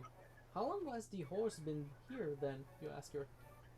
It was carved by my own grandfather, the great-great-grandfather of young Radak. He was also called Radak, and he was a woodcarver. When the Sultan held a contest amongst the craftsmen of the city, my grandfather was inspired to produce this marvel, a flying horse, carved of ebony and inlaid with ivory panels. At first, the Sultan did not believe the astounding story my grandfather told, for who would credit a living horse that could fly, let alone a wooden one? He thought my grandfather was being insolent and had him thrown into prison. But then the Sultan's son experimented with the horse and undertook a thrilling journey to a land beyond Kithai. There he rescued a princess who had been imprisoned by an evil uncle and brought her back to Crescentium to wed her. My grandfather was set free and given a robe of honor, and his horse was returned to him. How did the peg come to be lost? She pauses for a moment, sipping her coffee. Is she making all this up? The Sultan's son worries at the keepsake on the thong around his neck. It must have remained in his family and been lost when they fled Crescentium. When you Northerners came. You sigh close to exasperation. In that case, if the story he has just told is true, the sailor's story must have been false. But in that case, how did he become by the peg? Ridak grins. The Illuminate thought that truth is like a fountain from which you may drink many times. Each mouthful is different from the last, though no less refreshing. One reaches a point when one's thirst is slaked, you retort, but you are thinking about a horse. If the peg really causes it to fly, it is exactly what you need to get to your rendezvous with Honguk's ship. The problem is, will Menira and her grandson be willing to part with it? So, will we offer to buy the horse? Will we try to take it by force, or do we leave without it? By the way, Sage, you did lose the wooden peg. Oh, Because you just put it back on the horse. alright. We'll buy the horse. Do we have enough money for that? Well, that's another question. Probably. Sage, you suggested we buy the horse. Andre? Do you try to take it by force? Do you buy it, or do you leave without it? I think we can see how much it's worth. Alright, Warrior, same idea? Yeah. Alright, let's go to 122. By the way, it's another paragraph, so Sage, you can do your magic. He Eventually... can do his boogie dance. Alright, 2 more points spent. Let's see. You lose them. My dance was a disaster. A lot of furniture were like broken. Someone got injured. So yeah, it was a disaster. Decide what you will offer Menira in exchange for the marvelous horse. This could be an item, such as a vial of healing potion, for example, or a magical orb, or a sum of money. If you decide to offer money, at least 40 gold pieces would be appropriate. Once we have made up our mind what you decide offering her 2368. I'm sure we can find some item that we got from a previous encounter. I have this Skull Amulet, which we never had to use against Thanatos. Might be interesting. Yeah. What did the rest say? I think that's work. I forgot to take the swords and great axe. You're talking about the short swords and the axe from the... Yeah, the we vendors? could sell them and Well, that's trade. the thing. I'm not exactly sure a regular weapon would be enough. I think I will offer my magical skull amulet, maybe. But yeah, you can take... if you still have inventory space, I don't think there's a problem if you take the swords and great axes. On my end, I will offer the skull amulet. And the only item I think I could perhaps offer would be Scribo, but the Raven is too cute. Yeah, no. Don't give Scribo. He actually has some usefulness later.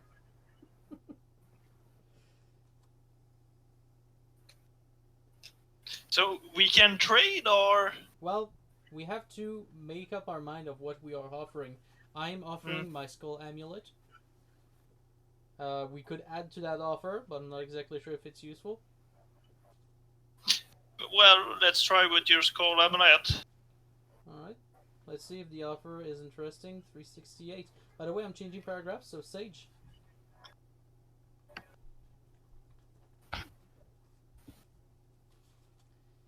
Sage, you can... 1 minute. Okay. 1 minute.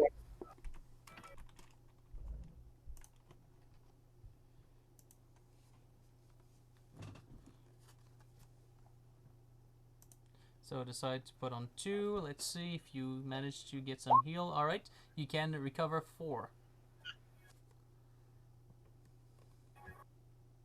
I think you could give them to yourself. Yeah. You spend Done. Alright, she refuses your offer. Take the horse by all means, she says, but I will not accept payment for it. Wow. Surely Cool. this is great treasure, though, you say, protesting. It is not right that you should part with it and get nothing in return. On the contrary, I will get a great deal in return, says Manira. When you have left with the horse, my neighbors will ask where it was gone. I will invent stories to tell them, explaining its disappearance, and they will pay me to hear the stories, so I will be rewarded both with gold and with amusement. By taking the horse away, therefore, you are actually bestowing something of greater value. This line of reasoning is distinctly Tahashim. With a smile, Redak adds, it is as the Illuminate said when he stripped away the mage and priest's magic. The gift that is given by taking away is the gift of possibility. Okay, so we have a magic horse for free, and okay, so I'll get back the skull amulet, I guess. I'll take the horse since I had Just the a wooden moment, peg. it's man size. I'm not exactly sure if it is with our inventory. Oh. With Redoc's help, you soon manage to hold the horse outside. As he says, trying to fly it through the window might not be too advisable. As a crowd of astonished children gather, you climb into the saddle and press the peg. You are lifted up into the air by a level slightly higher than Redoc's head. Waving down to him and Manira, you thank them once more for their hospitality and for the gift of the miraculous horse. In my old age, I have learned to recognize goodness when it is present in people's hearts, says Manira, and I recognize it in you. May the peace, safety, and success that are granted by the Maker of all things fall into you in abundance. And may he bless you for your words, you tell her, and touching the peg again, you soar up into the sky. Turn to 510, that's the next paragraph, so again, Sage. So we are now on a flying horse. A flying wood and ebony horse. I mean ivory and ebony, because ebony is wood. Oh, that's good. That means you get, what, 4 times? 12. 12. Alright. You can give yourself 6 back. And you have 6 to distribute, which is exactly the amount that is needed to full the endurance of both the Trickster and Warrior, which is nice. Well, get full life, everyone. Yep. Alright, so we can now continue the narration without healing, fortunately. The city and the bay are like a toy far below you. The sea over which you fly is just a painter's palette of gray and blue. After some experimentation, you soon learn to control the horse's speed and direction. and then you use Sussurien's astrological chart to steer your way southwards down the Gulf of Marazid. The air whips at your clothes and sweeps its cool, exhilarating gusts into your lungs. You seem closer to the sky and to the sea. It is not very long before you reach the point where, according to the chart, Hunguk's ships will appear. An island lies nearby, and you touch down where to wait for the ship's arrival. Turn to 260. And now I'm a little sad. Let me tell you a story of what... no, not yet. Let's see. But I think we will miss a great boon. We'll live with it. Yep. You spend 2 days on the island. The climate is comfortable and the air is invigorating. Each wounded player recovers endurance points equal to his or her rank. You cannot go above your starting endurance, of course. You are not able to catch any fish. You see none in the sea around the island, but you do find a trickle of a stream which provides you with fresh water. You also collect some fruit. Despite your first impression that the island was barren, it proves most nourishing. Any player who is still suffering from wounds can restore 1 additional endurance point from this meal. Turn to 488. 488. Mist rolls in around the island as the sun sets, almost choking on the dank air. You peer out from the shore, trying to catch a glimpse of Unguk's ship. If Sussurien's astrology is right, it should be very near. A rumbling vibration judders through the rocks at your feet. It is a sound too low for human hearing, and it heralds the arrival of the Pirate King's ship. Against the backdrop of fog, the Devil's Runner looms, as big as a castle, and slides slowly past.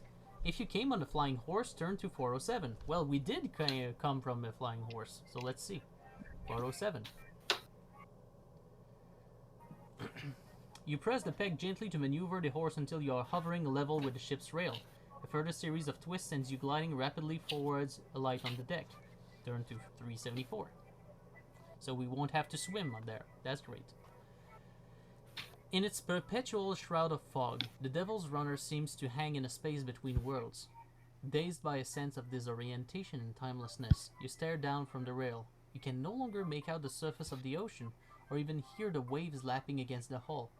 Intermittent moans come from far away, like the lost cries of all the sailors who have ever been lost at sea. You shake off some such thoughts, and begin to explore the deck. The ship is big, larger than the largest Crusader vessels, which can hold 1,000 men. It is estimated to be 30 paces across at the beam, standing perhaps 12 meters out the water. It has several stout copper-clad masts, and the sails looks useless, just tattered cobweb sheets of molded canvas. Finding a companionway decorated with demonic carvings, you are about to go below deck when you spot a figure lingering by the wheel. Wreathed in the eldritch fog, his long cape gives him the appearance of a tall black bat. Do we talk to him, or do we go below deck? Talk to him. Sure. Okay. What about you, warrior? Feeling confident about the Black Batman? Let's try and talk to him. And no, I will not do the Christopher Nolan Batman voice when talking with him. You draw near the strange figure, but leave enough distance between you so that the fog spares you the details of his face. His cheeks are hard and sallow, and he seems to wear a disquietingly fixed grin. Do you know who I am? His voice suggests a gusty grey storm. Your gorge rises as you smell his rank breath. Hunguk, the Pirate King. Hunguk? He chuckles. No, not I. I'm Shambir, Hunguk's trusty steersman. See this wheel? My old hands haven't left this wheel in 7 mortal lifetimes. Outlive his own flesh in the service of Hunguk. That's what they'll say of old Shambir. Under his long cape, his thin shoulders twitch as he gives a wan laugh. You start to ask him a question, but he snaps his jaw and stares intently to the fog dead ahead. Caligosums and luridors all about us, he yells. No peace for the wicked, hey? Now ask your question and be quick about it, for I'm distracted from my job when Satan's hounds will have our bones to gnaw. You are only going to get the chance for one question. You had better make it count. What will it be? We have 3 choices. Where are the emeralds Hunguk stole from Sahak Natur? Where is Hunguk? Or where is the ship bound?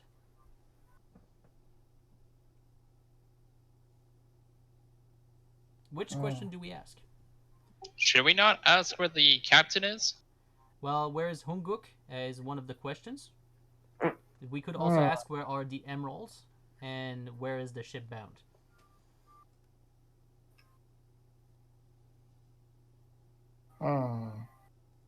So, Sage, you think we should confront the captain?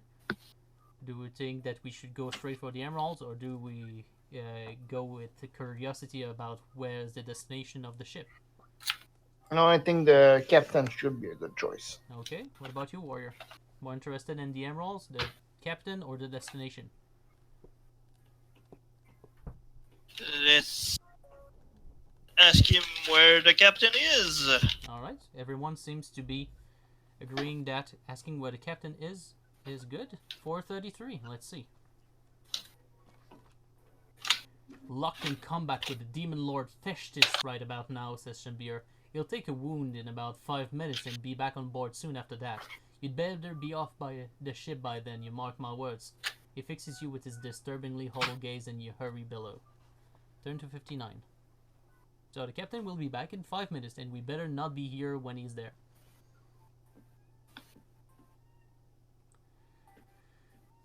Alright. 5 minutes to find the emeralds. So, if there is an enchanter in the party who wants to do something, he or she should turn to 14. If not, turn to 576. Well, I am an enchanter, and I will attempt something. Alright. So, let's see. 14. Shembir has warned you that time is the essence. You call the prediction spell to mind and cast it, obtaining glimpses of the near future. The spell will enable you to explore the ship more efficiently, eliminating wrong turnings and delays before they occur. Put a tick on a piece of paper and write the number 422 above it. As you turn to successive paragraphs, you will be told to record more ticks. These ticks are keeping track of the time you spend searching the ship, and once you have a total of 10 ticks, you should turn immediately to 422. Sounds good for everyone? Yep. Yep. Alright, so I will open a sticky note here. And I'll record 1 tick. And I'll record the number 422. Alright, that is done. Alright, so 487. 487, 487, 487. The hair is thick and musty, but at least it's warmer down here than in the white mist enveloping the deck. Light trickles from morosely flickering globes sent into the walls of the passage. The floor seems to be made of amber, while the rest of the passage consists of archaically carved mahogany panels. Record a second tick. You can head forwards towards the bow of the ship or aft towards the stern. So, do we go forward or aft? Forward! Forward. Alright, let's turn into the bow of the ship. Let's go for 182. Coming to a door, you push it open and step into the crew's quarter under the forecastle. Bunks, tiered in fours against the bulkhead, fill most of the space, which is sufficient for at least 1,000 men. Most of the bunks are empty, however, and the few occupants are just heaps of dust, bone, and rotted clothing. Record another tick. You can examine one of the bunks or head towards the stern. So do we take the time to examine the crew's quarters, or do we just go back to the stern? The stern. Yeah, I think going to the stern might be better. And more than likely that the emeralds are in the captain's quarters, so I would agree with that. Yes, makes sense. Record another tick. You return to the steps leading out to the main deck. Mindful of the need of a haste, you hurry further aft. So, another tick is recorded, so I'm now at 4, by the way. 437. Add another tick to the list. So the 5th one. You are passing a number of cabins on either side of the passage. Do we open a door at random and look in, or do we continue towards the stern? Toward the stern. Towards the stern. Alright, well, that seems to be pretty equivocally good. Alright, so 473. Arriving at a large circular door, you stand in confusion for a moment and then turn the handle in its center. It opens in sections, unfolding like a flower carved of wine-dark wood, and you step through into a cabin. The furniture here seems to have been made for someone at least 2 meters tall. There's a bed draped with antique tapestries and a table on which several yellowing charts are laid out. Facing you, beneath 2 shelves full of curios, there is another door. Write the code word Mythigo under your list of ticks, then add another tick to the list. Okay. I will add the code word Mythigo and add another tick. We are now at 6 ticks. Assuming your time has not yet run out, will you look at the charts, search the shelves from the emeralds, or open the outer door? The chart. Alright, I was thinking of the shelves. What about you, warrior? Shells. Alright, let's search the shelves. 148.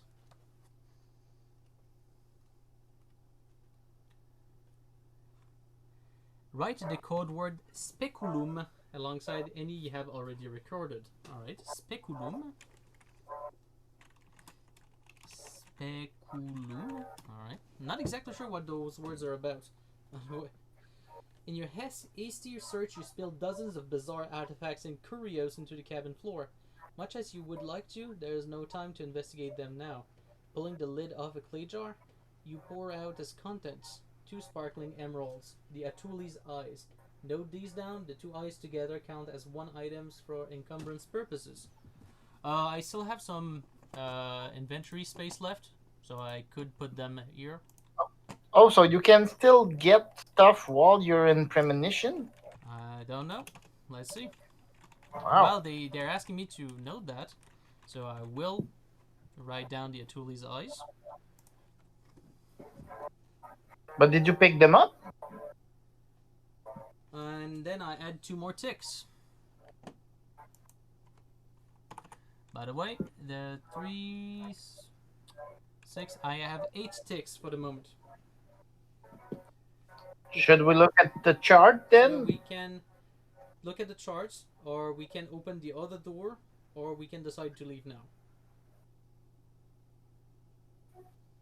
I mean, if we don't leave, we may have a difficult fight.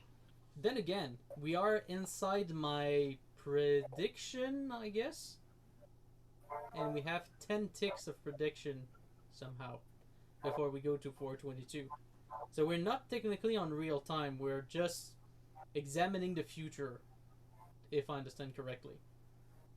Well, I guess we should look at the charts then. Yeah. Alright, 209. Let's hope I'm not mistaken, because that's how it was described. There are no seafarer's chart that you ever saw. Places from history and fable are mapped on a grid of ellipses and converging lines. Some of the symbols scrawled around the margin are taken from Arcane, the sorcerer's script. Other you cannot identify at all. Add another tick. If time has not run out, and you want to take some of the charts, you can record them on your character sheet.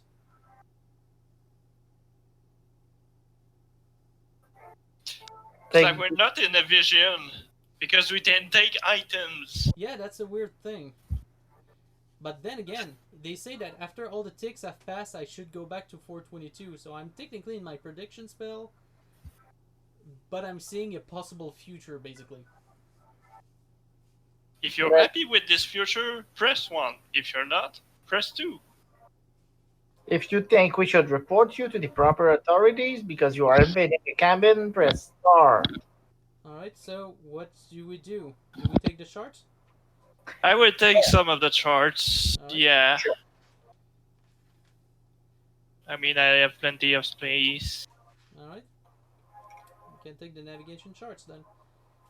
Then, if we have enough time, we can either, search for the emeralds, we already done that, open the other door, or we can leave.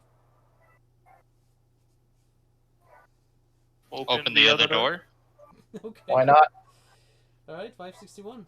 Let's see. We'll have spent our last stick on this one, though. Open the door. Code word Nexus with any others you have recorded. Opening the door, you are confronted with a haze of jumbled shapes and dizzying perspective. You strain to focus your eyes, but what lies beyond the door is a place of unearthly geometry. You can discern no pattern or logic in the drifting lines, much of which disregard the normal rules of shape and space. This must be a dimensional portal allowing Hunguk to range across the many planes of reality and unreality. Record Wow. your tick, which leaves us to the last tick. And I've recorded 3 code words: speculum, mythigo, and nexus, and now I must go to paragraph 422. Do we try and go into the portal? We no longer have. We have reached the end of my prediction spell. Huh. So you may have Well- recorded some code words while exploring the ship. If you have mythigo, nexus, and speculum, turn to 451. Well, I have all 3. So 451. I'm going to run to the washroom real quick. All right. While he does that, I'll just pause the recording for a moment. So we'll be back. And we're back. Apparently, I forgot to remove the pause on the recording some time ago. So to inform you about what happened, we met a genie. We got some fancy wishes. We fought a giantess, and we got to Hakbad, which was the city in which we were to meet with Prince Sussurien. And now with the emerald eyes of the Hatuli. I hope it covers everything that we've done. We also missed on a side quest because we used a wish. Yeah. Alright, now you can actually talk about Ogre Battle. It's not a problem. God, do I feel like a doofus. Yeah, it's the music of Ogre Battle. Yeah. I like those musics. They're good. They made a remake on the PSP for the tactic games, and they remade all of the song of the SNES Yeah. version. Yeah, I saw. I But mean the March of the Black Queen. Does that include Yep. the Game Boy Advance game Tactics Ogre Knight of Lodis? I don't think so. No, sadly, no. They just remixed all the song of the March of the Black Queen and the old song of the Tactic Ogre. Cool. Well, Andre, are Again, you back? I prefer the original one Yeah, I'm because back. Okay, good. I still prefer the original game because the one they remade in PSP seems quite easier, Please, folks. which actually enemy do not counter attack after a regular attack, which I find sad. I like pure Fellows, difficulty. we seem to be on a roll, so we could continue the story. I just rolled a critical fail. Yay! The Necromancer fight is harder since exorcism is no longer a automatic Eventually. Chill. destroy undead. Alright, we're done? Yeah, back on track. Good. So the genie transforms himself into a large black hound with the glowing coals for eyes. As he runs off across the park, he barks back over his shoulder. You can keep the copper bottle, by the way, if you picked it up. Might be worth something as an antiquity. I shan't be needing it again, that's for sure. You soon lose sight of the hound among the tree. Sussurien said he would wait for you at the house of the desert breeze. You have no idea where that is, so you set off at random and eventually come to a gravel path which seems to lead towards the center of the city. After a few minutes, it brings you to a wide tree-lined avenue, and you see an old dervish coming towards you carrying a heavy pack. So if the trickster is here and has a wooden doll, he or she should turn to 228. If not, we will turn to 134. Yeah, a wooden doll is something that I encountered on one of my past adventures. I bought that from a fisherman which was selling his old rickety boat. But since we don't have it, we will go to 134. It's too late to be on the streets, you say, as the dervish draws level with you. Or early, he replies. He stops, but says nothing further by way of conversation. What do you have in your pack, you ask, pointing to the obvious heavy burden on his shoulder. Books. Here I have the apocryphal sayings of the Illuminate, the Rubai of the Five Perceptive, a number of treatises on ethics, laws, and arithmetic. volumes of Nasserine and Opalian literature, some manuscript out of a Kaikurian tomb. They must be of great value. Are you intending to sell them? He gives you a gap-toothed grin. Not at all. A fine dervish I would be with my pockets full of gold. No, I'm going to make a fire with them to keep me warm until daybreak. What? Certainly you jest, just say to him. The act would be nothing short of criminal. It is better to live the Illuminate's teaching than to read it, he replies, still smiling broadly. In every sense, action is superior to intellection. But if you wish, there is one manuscript you may save from the fire. He draws a scroll at random from his pack and hands it to you. Record it on your character sheet if you decide to keep it. Baffled by the dervish oblique logic, you ask him if he knows the way to the house of the desert priest. It is close by. Follow this avenue to the end, then look to your left.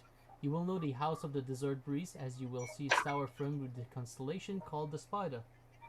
Ominous. You thank him and set off in the direction he has indicated. So, does somebody take the scroll that the dervish offered? Huh. Let me see. I don't have any inventory to take it, so I will not take it. Scroll? Yeah, a scroll. I have enough. I have one more space, so it depends who wishes to have the scroll. I have 2 spaces. Do you wish to have the scroll? Well, go ahead and take it. It's probably more useful with you. Alright. So, for whomever took the scroll, if you want to look it at any time, including now, we can turn to 518. Remember to write down the number of the entry you are when you do this. 5 what? 518. 518. Let's take a look at that scroll. Okay, right away? Okay, right away. Yeah. Well, I'm probably not obliged to use it, but I want to know what it is. Make sure you take note of the last entry you were reading. If the sage is not here, you cannot make heads or tails of the scroll. Return to the previous entry. If the sage is here, he or she should turn to 141. Well, lucky us. So it's another... Okay. Alright, this is one page from a longer story. That a long life had been written for me. Faced with the moving idol, however, my wits took flight, and my bowels shook like a jellyfish. I fell to my knees and called upon God to deliver me, but the idol picked me up and carried me to a bamboo cage in the center of the island.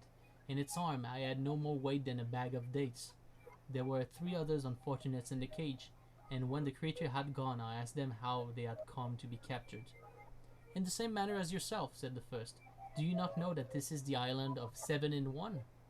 That is the name given to the malignant idol that seized you, and it has this name because it's actually 7 idols, one inside the next. You may wonder how such a thing could be. In fact, we're 3. Who by happy chance are the wisest sages of Al Kitai, have spent our time in this cage pondering just this question. My own view is that this is like the tale of the 3 Ifrits who tried to enter paradise. What tale is that? I asked. That is where the scroll ends. Return to the entry you were at before. Basically, this is the tale of a kind of golem, which is basically like a Russian doll. You know, the doll that has a doll inside it, that has a doll inside it? So 7 in 1 is 7 idols jumbled into 1.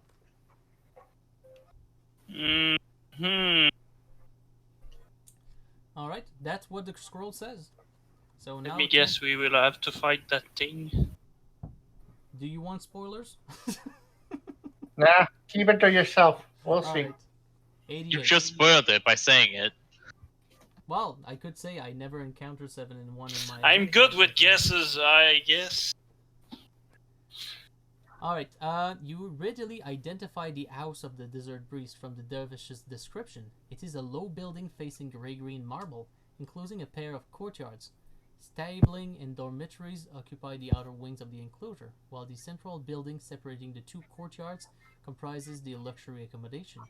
It is from the central building that the tower the dervish mentioned rises, a thin talon of a spire, covered with relief carvings and ending in a bronze-clad turret.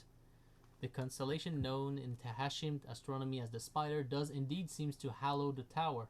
You have a nasty suspicion that Sussurien will be up there. He is. You are kept waiting in the stairwell for several minutes. Then a servant comes with a lamp to escort you up. Sussurien's chambers are at the very top of the tower, beyond a red lacquered door carved with leering demon faces. Dozens of thick candles cast a disturbingly uneven light across the room. A mural covering one wall depicts scenes of the Sybaritic abandon amongst the pre-Tahashim gods of Marazid. It appears almost alive in the flickering glow. Sussurien flicks a curtain aside and steps into the room. He is dressed in a beige gown and white satin overrobe bordered with gold and emerald green. A cabochon sapphire the size of a duck's egg glints in the center of his turban. He smiles languidly.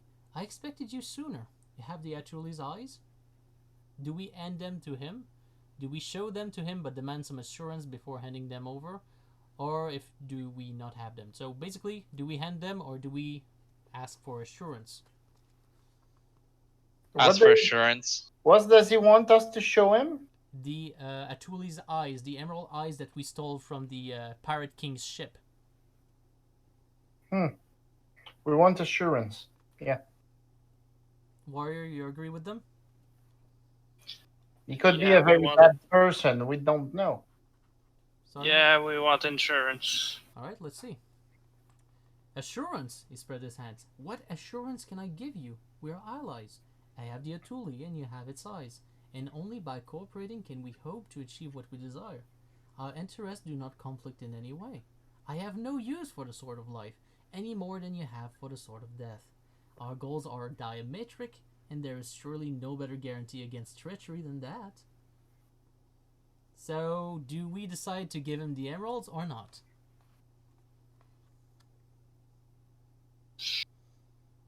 I don't trust that guy. I feel like No. if we want to move on, we're gonna have to give him the eyes.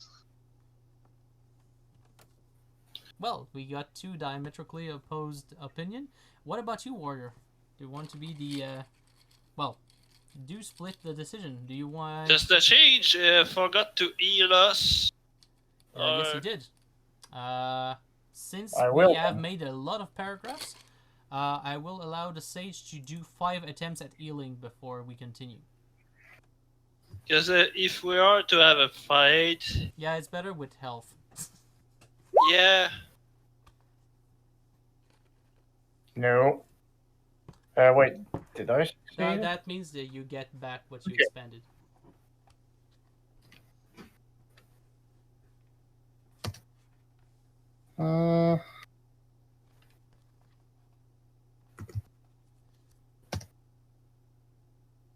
Alright, 4 points. Alright. It's 6. Yep. So 6 times 3. 6 Yeah. times 3, yeah. Yeah, you got 18 points to redistribute.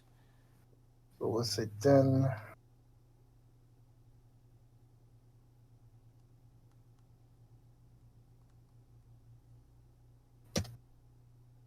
Now Alright. I have 8 more. 8 more, so do you just give, like... So let's have 8 more on the trickster. Alright. Alright. So that was the second attempt. Let's go for a third.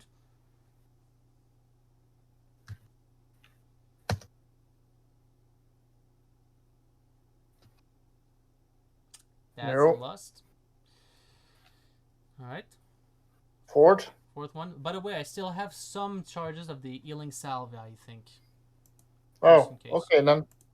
But it's only I'll be a little more 1d6 per reckless. charge, by the way. It's not going to be a miracle.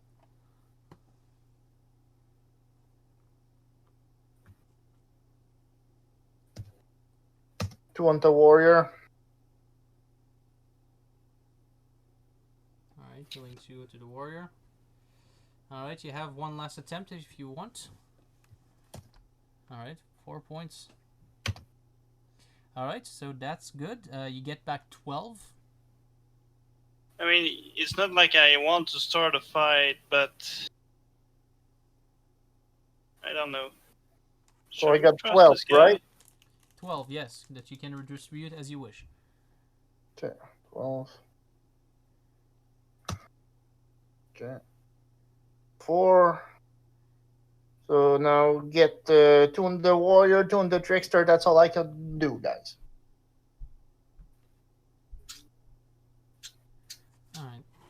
Still want to use a healing salve, Adam? Yeah, well, I will use all remaining charges I have. I have 4 charges left. And I will expend them on the Warrior and Trickster. Just a moment. I'm just removing the item from my inventory. Then I will be rolling. So, first we'll go for the Warrior. So you get back 4. The second one will also go for the Warrior. You get back 3.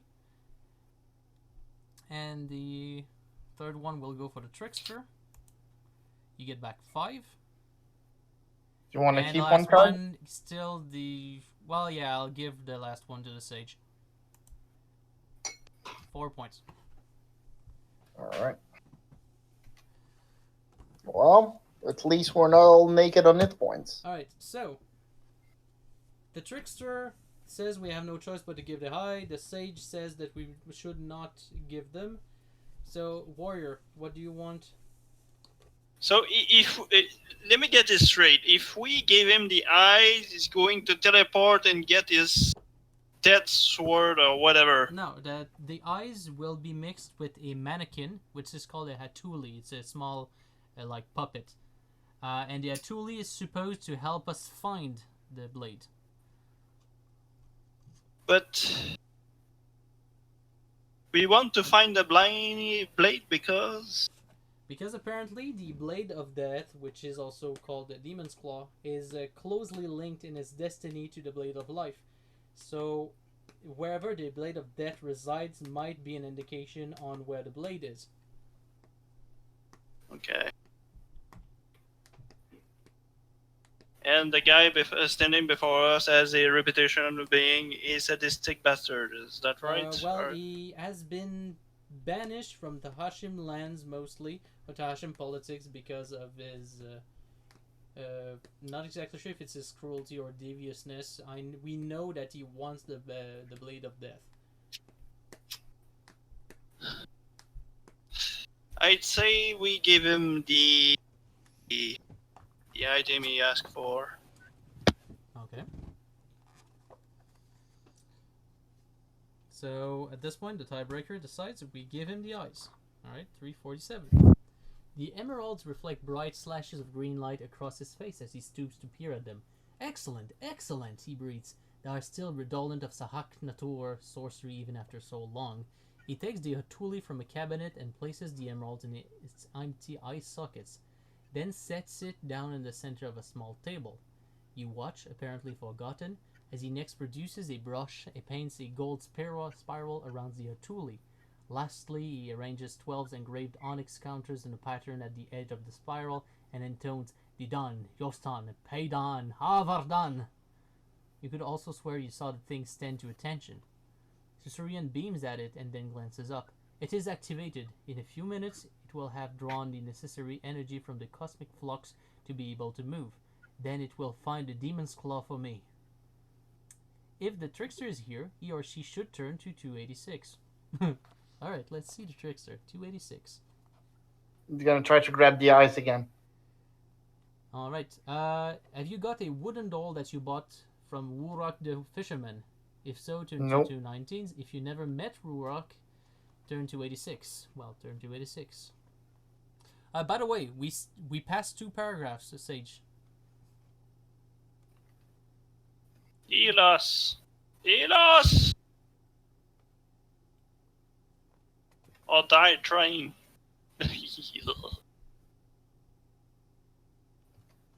So I get back 12. Alright. How do you Four distribute them? more. So 3 more for the trickster, 1 more for the warrior. Yay. Alright, you have a second paragraph that we passed, technically, so you can make it one last attempt if you want to make sure the warrior is fully healed.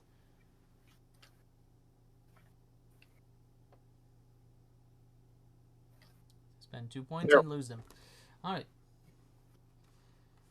Unfortunately, Trickster, you cannot do anything because you don't have the wooden doll of Urak, so we pass to the next point of the story. Sussurien suddenly turns and points to the mural. This is particularly fine, he declares. It was found in a temple buried under volcanic ash. It predates the Tahashim fate, as you can see. Half a millennium ago, many of the people who live in what is now Western Zanir and Outremer worship the gods you see here. You try to repress a shudder. On close inspection, the graphic technique used to depict these demons' activity becomes almost too much from the stomach to bear. Did people really ever worship such vile and unclean monsters? He laughs delightedly. You Courageans are so prudish. But no, they did not quite worship these deities in the sense that he used the word. The beings shown here were objects not of supreme veneration, but of supreme abomination. They were the devils of the old myths. When I said that they were worshipped, well, in a way you worship the devil of your own fate, don't you? His power is real because you believe in it. It is the strength of the myth that counts.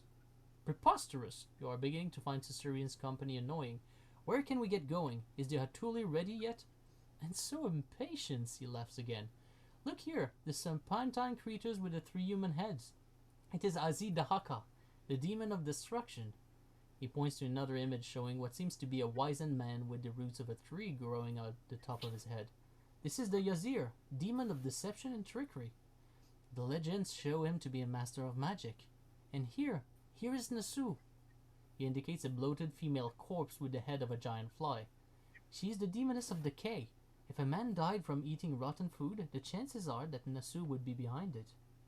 Prince Sussurien, you say. Your mural is distasteful and the gods shown in it are rank fiends. You yourself are sinister, if not openly depraved. If the Hatuli is ready yet, let's take it and find the swords, and then we can bring this odious alliance to an end. He turns to look at you. There is still an unruffled smile on his lips, but his eye flashed with menace. I had not realized you held me in such distaste. The fact that you have been exiled from every country in which you've lived rather speaks for itself. But we are at poles apart. Our goals diametrical, as you said. There's no reason for us to quarrel. He nods. In fact, you're right. I have no real argument with you beyond the dislike I have for all of your kind and my scornful abhorrence of righteous prigs. My motive at the moment is curiosity rather than malice. What on earth are you talking about, Sussurien? Your motive for what? He gestures against a mural. I have certain theories about the nature of myth and reality. I believe that just as it is possible to form images of distant objects through the use of lenses, it should be possible by magic to form images of mythical entities. A shadow cast from the myth plane into our own, so to speak. Do you find these concepts difficult to understand? Ah, you Courageans are so feeble-minded. Allow me to demonstrate. He utters something in a sibilant tongue. The air immediately becomes stifling, laden with menace, like the heavy atmosphere before a storm. The candles gutter, threatening to plunge the room into darkness. Something is wrong, but it takes you a few seconds to realize what it is. The demon figures have vanished from the murals. The candles flare up, causing 3 huge shadows on the wall. Turn to 300. By the way, Just give me a moment. I'll be back. okay. I was going to say that, well, the paragraph has ended and he could try to heal, but I guess we will wait.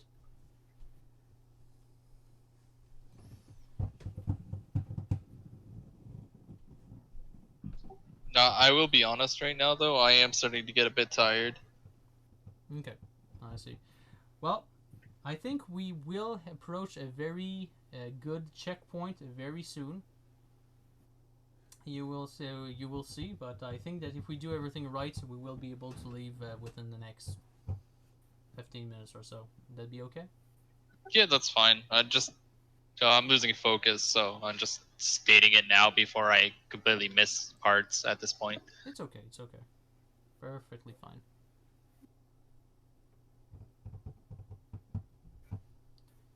But anyway, we have progressed a great amount tonight.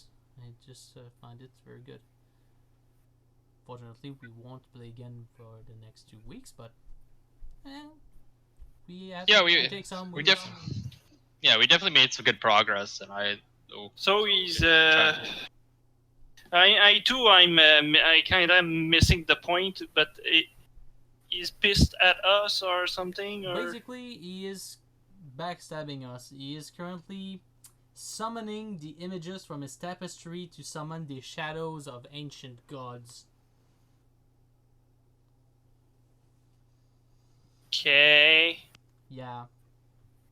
we should have trusted him, but even then, if we didn't trust him, he would probably have backstabbed us anyway. So it's not. Well, at this point, maybe we would have. I'm not exactly sure what would have happened if we refused to hand over the emeralds. I usually give them to them. But See, when we say no to some bad guys or something like that, they get pissed off. But then again, if we did not have the flying horse, here's what could have been done. We would have been able to meet the fisherman, and in that case, the trickster would have been able to commission a doll from him, which he would have used in order to replace the Hatuli by the fake doll, in order to double cross him. Nice. But then again, we had the giant horse, flying horse, and I think is still a better arrangement in there because, let's just face it, if we had taken Wurok's the fisherman's boat, it was a rickety boat bound to be shipwrecked, and I would have to swim to the island, and we might have lost some of our equipment. That's what happened. Sorry. Okay, so you back? Alright, we're changing paragraph. Do you want to make one last attempt at healing? Because a fight will start after that.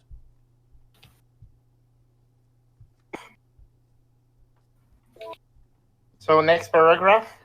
So yeah, next paragraph. I'll try to heal.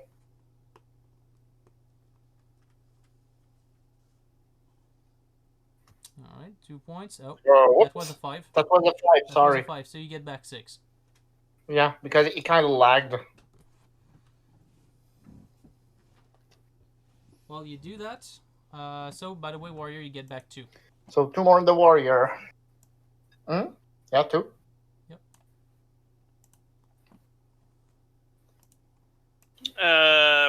Sorry, I was 2 more endurance points. Yeah.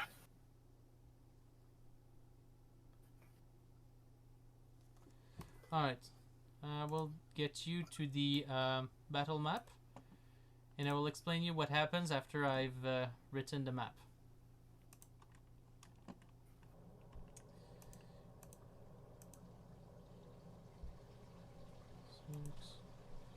what? Battle. Yeah, battle. Sorry, No problem. man. I'm all mixed up tonight. I think that is the case. Yeah, no, actually, it's... Just a moment. It is here. There we go. I need to stop distracting myself with stuff outside of the game. Alright, so, as for our positions, it will be here. It will be here, here, and then here. Alright, I will tell you what happens now.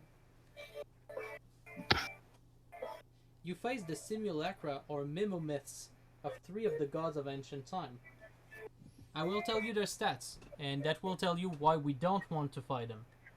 Azida Haka has a fighting prowess of 10, damage per blow 10 dice 6, psychic ability of 10, an awareness of 5, an armor rating of 3, and an endurance of 95. Oof. Nasu has a fighting prowess of 9. He does 6 dice 6 damage per blow, but Nasu's touch is a touch of decay. Players whom she wounds must attempt to resist a psychic spell. Failure to resist means that the player rots away and dies. Nasu also has a psychic ability of 9, awareness of 5, armor rating of 2, and 110 endurance points. Just her alone, and she's more OP than the first one. Yeah. And you add those 2 together, yeah. No, there's a 3. third one. There's a third one. The Yazir has a fighting prowess of 8, damage per blow of 5 dice 6, a psychic ability of 18, 5 of awareness, 2 armor rating, and an endurance of 85. The Yazir will call spell to mind and cast them on alternate rounds. Note, roll 1 die to see what is the spell he will be using. 1 is Nemesis Bolt, 2 Sheet Lightning, 3 the Vampire Spell, 4 Mist of Death, 5 Sword Thrust, 6 Night Howl. Once he has called the spell to mind, he casts this automatically on the following round, as his psychic ability is high enough that he always succeeds with his casting roll. So, Nope. basically, what I'm saying is we should probably flee. Yes. We are not equipped to handle that. Run like. So, the Yazir, which is the spellcaster, is here. The Nasu, which is the death goddess, is here. And Azidaka is here. Okay. They all have an awareness of 5. So we all play before them. We run. We won't fight those. Well, here's the thing. You all have a better awareness of me, and I'm kind of blocking the door. Yeah. Just saying. Stab the enchanter and run. I will flee. It's just that you have one round of deciding whatever you want to do. Do you want to Like, get run away as from close to those me as you want? things? Do you want to defend? Do you want to shoot an arrow? Things like that. Because I will surely flee. Get away from those things. Yeah, one that can kill us each attack, and one that have 10 fighting prowess and like 90 HP. Yeah, no, fuck it. Alright, so what do you all do before I flee? Well, before I move away. Defend. We get away the fastest as we can. The fastest that you can, Sage, is going 1 square down because I'm blocking the way. That's fine. Okay. So you move? Yes. Alright, so move down. Warrior, what do you do?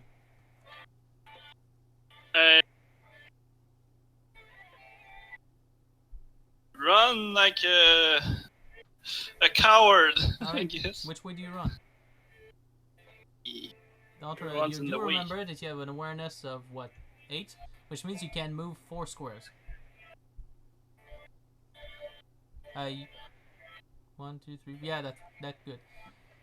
And the trickster defends, correct? Yep. I will move there.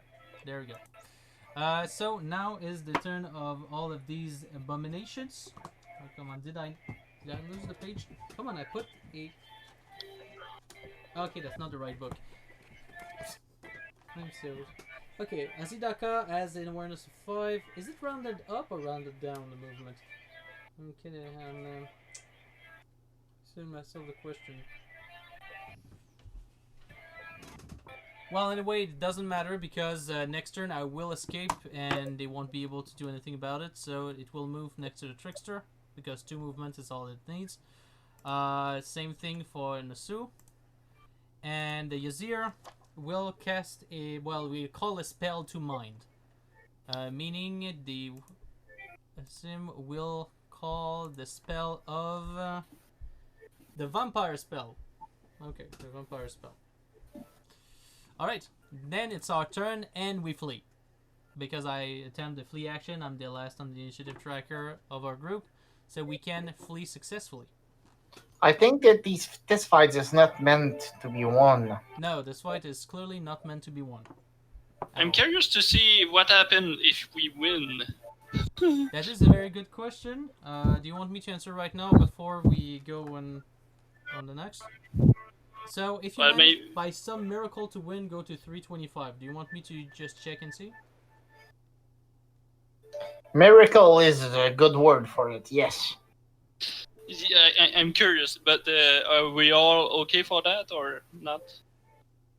I'm fine with hearing what would have happened.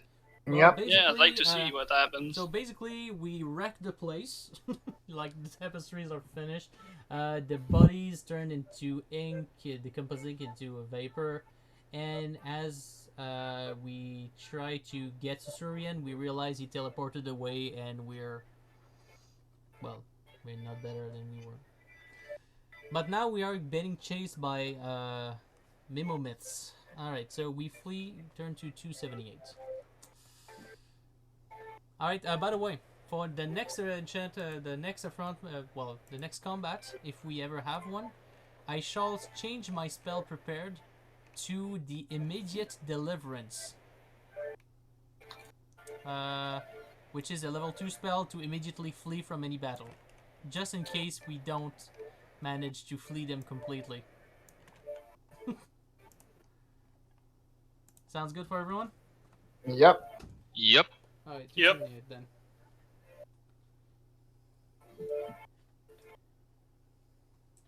Alright, you burst from the chamber and hurtle frantically down the stairs. A cacophony of shrieks and howls pursues you, echoing down the long stairwell. The god things have the scent of their prey now. The hunt will not stop until you are caught and slain. Sussurien steps out onto the landing above. You cannot escape, he jeers. My umbracules are tireless. Wherever you flee, they will pursue. When your legs are like water and your breath comes in painful gasps, they will rush relentlessly onwards. And when at last they seize you, ripping your frail flesh, you emerge into the courtyard. You are out of earshot of Sussurien's ranting, which is something to be thankful for. Risking a glance back, you see that the god things are halfway down the staircase.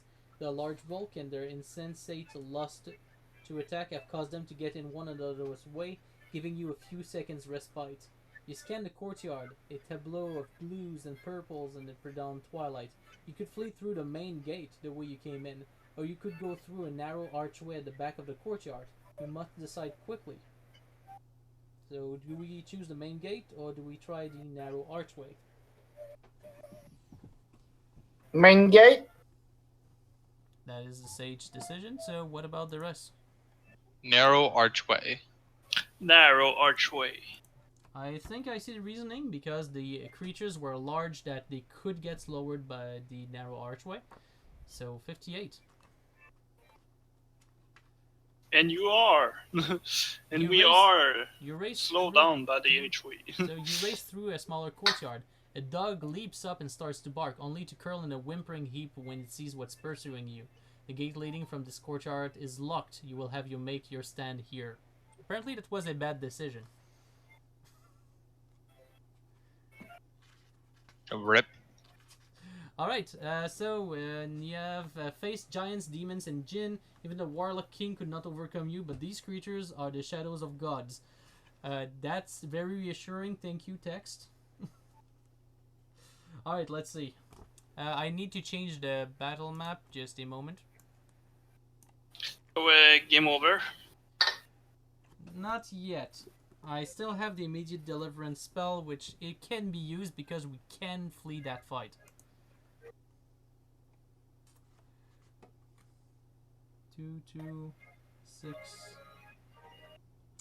We can flee or we can't. Well, technically, we're backed up against hallway, and the three gods. We need to go past them in order to flee correctly.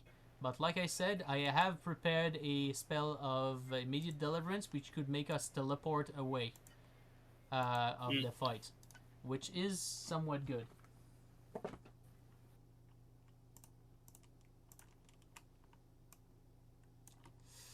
Alright, now that we have that, let's place ourselves.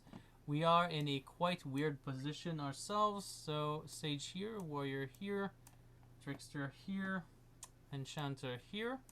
We have the Azidaka here, the Nasu here, and the Yazir to be here. So we would have to try a way of circumvent them in order to flee, but I have a spell that might help us if I manage to cast it on the first turn. Of course, this is a good big maybe.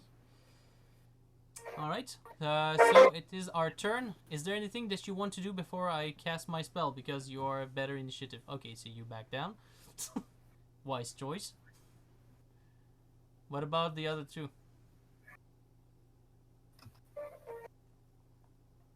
Warrior? Sage? Run for your lives. Okay, Run for the hills. that's the other way around, but yes, I see what you mean. Alright, let's see. If I manage to have 6 or less in 2 dice, we escape right here, right now.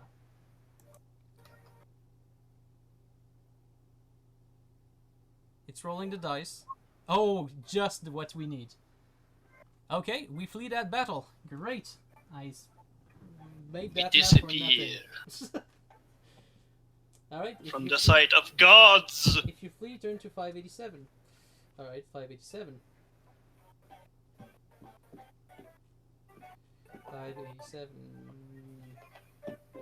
By the way, I prepare another one for the next fight, if ever.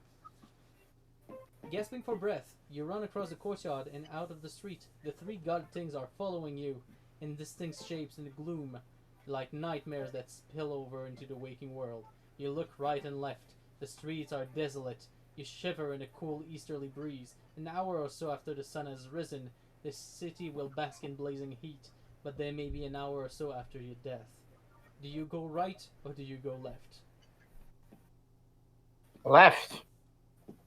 Alright, the sage says left. What says Remember Left. what happened in Dungeon of Nalbuck. We turn right. Okay, so there's 2 votes for left and 1 vote for right, unfortunately.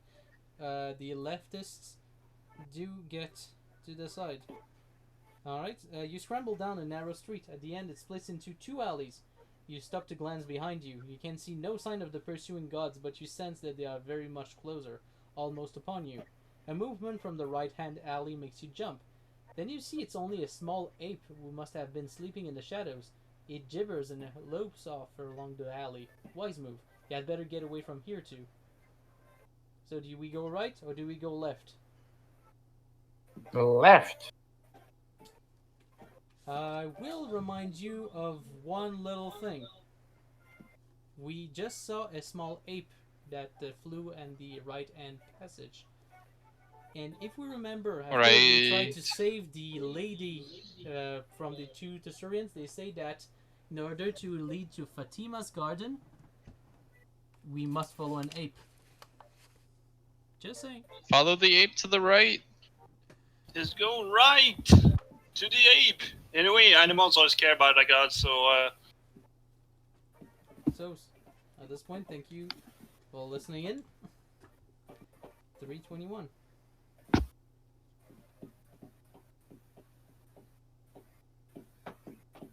By the way, I don't know what would have happened if we followed the other way around.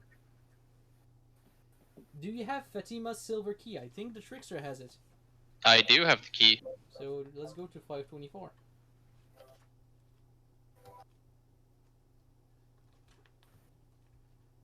You stumble down the alley.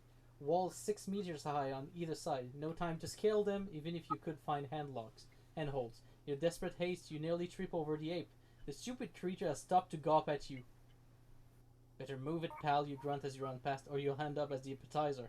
You suddenly stop dead and whirl around. The ape is pointing to a door in the wall of the alley. You remember the key. Fatima said something about an ape. You fumble for the lock, fingers made nearly nerveless with panic. The demons are almost upon you. You smell the rank stench of their breath, and worse, the suffocating odor of evil that hangs around them. As you unlock the gate and push it open, their taloned hands are reaching for you. You throw yourself through the door. The gods' leering faces loom out in the twilight right behind you. You slam the door shut. On the other side, 3 unhuman voices are raised in a howl of frustrated bloodlust. You slump against the door, exhausted, weak, with relief, safe. Turn to 123. And I think that's a good place to call a checkpoint. Yeah. bonfire this place. Sounds good. Alright, I shall remove the map. We will be back to Google Map and we will finish today's session. Alright, so thanks a lot for participating. I hope you enjoyed it. I'll now stop the recording and wish everyone a good evening. That was clearly very strong enemies. Yeah, I never tried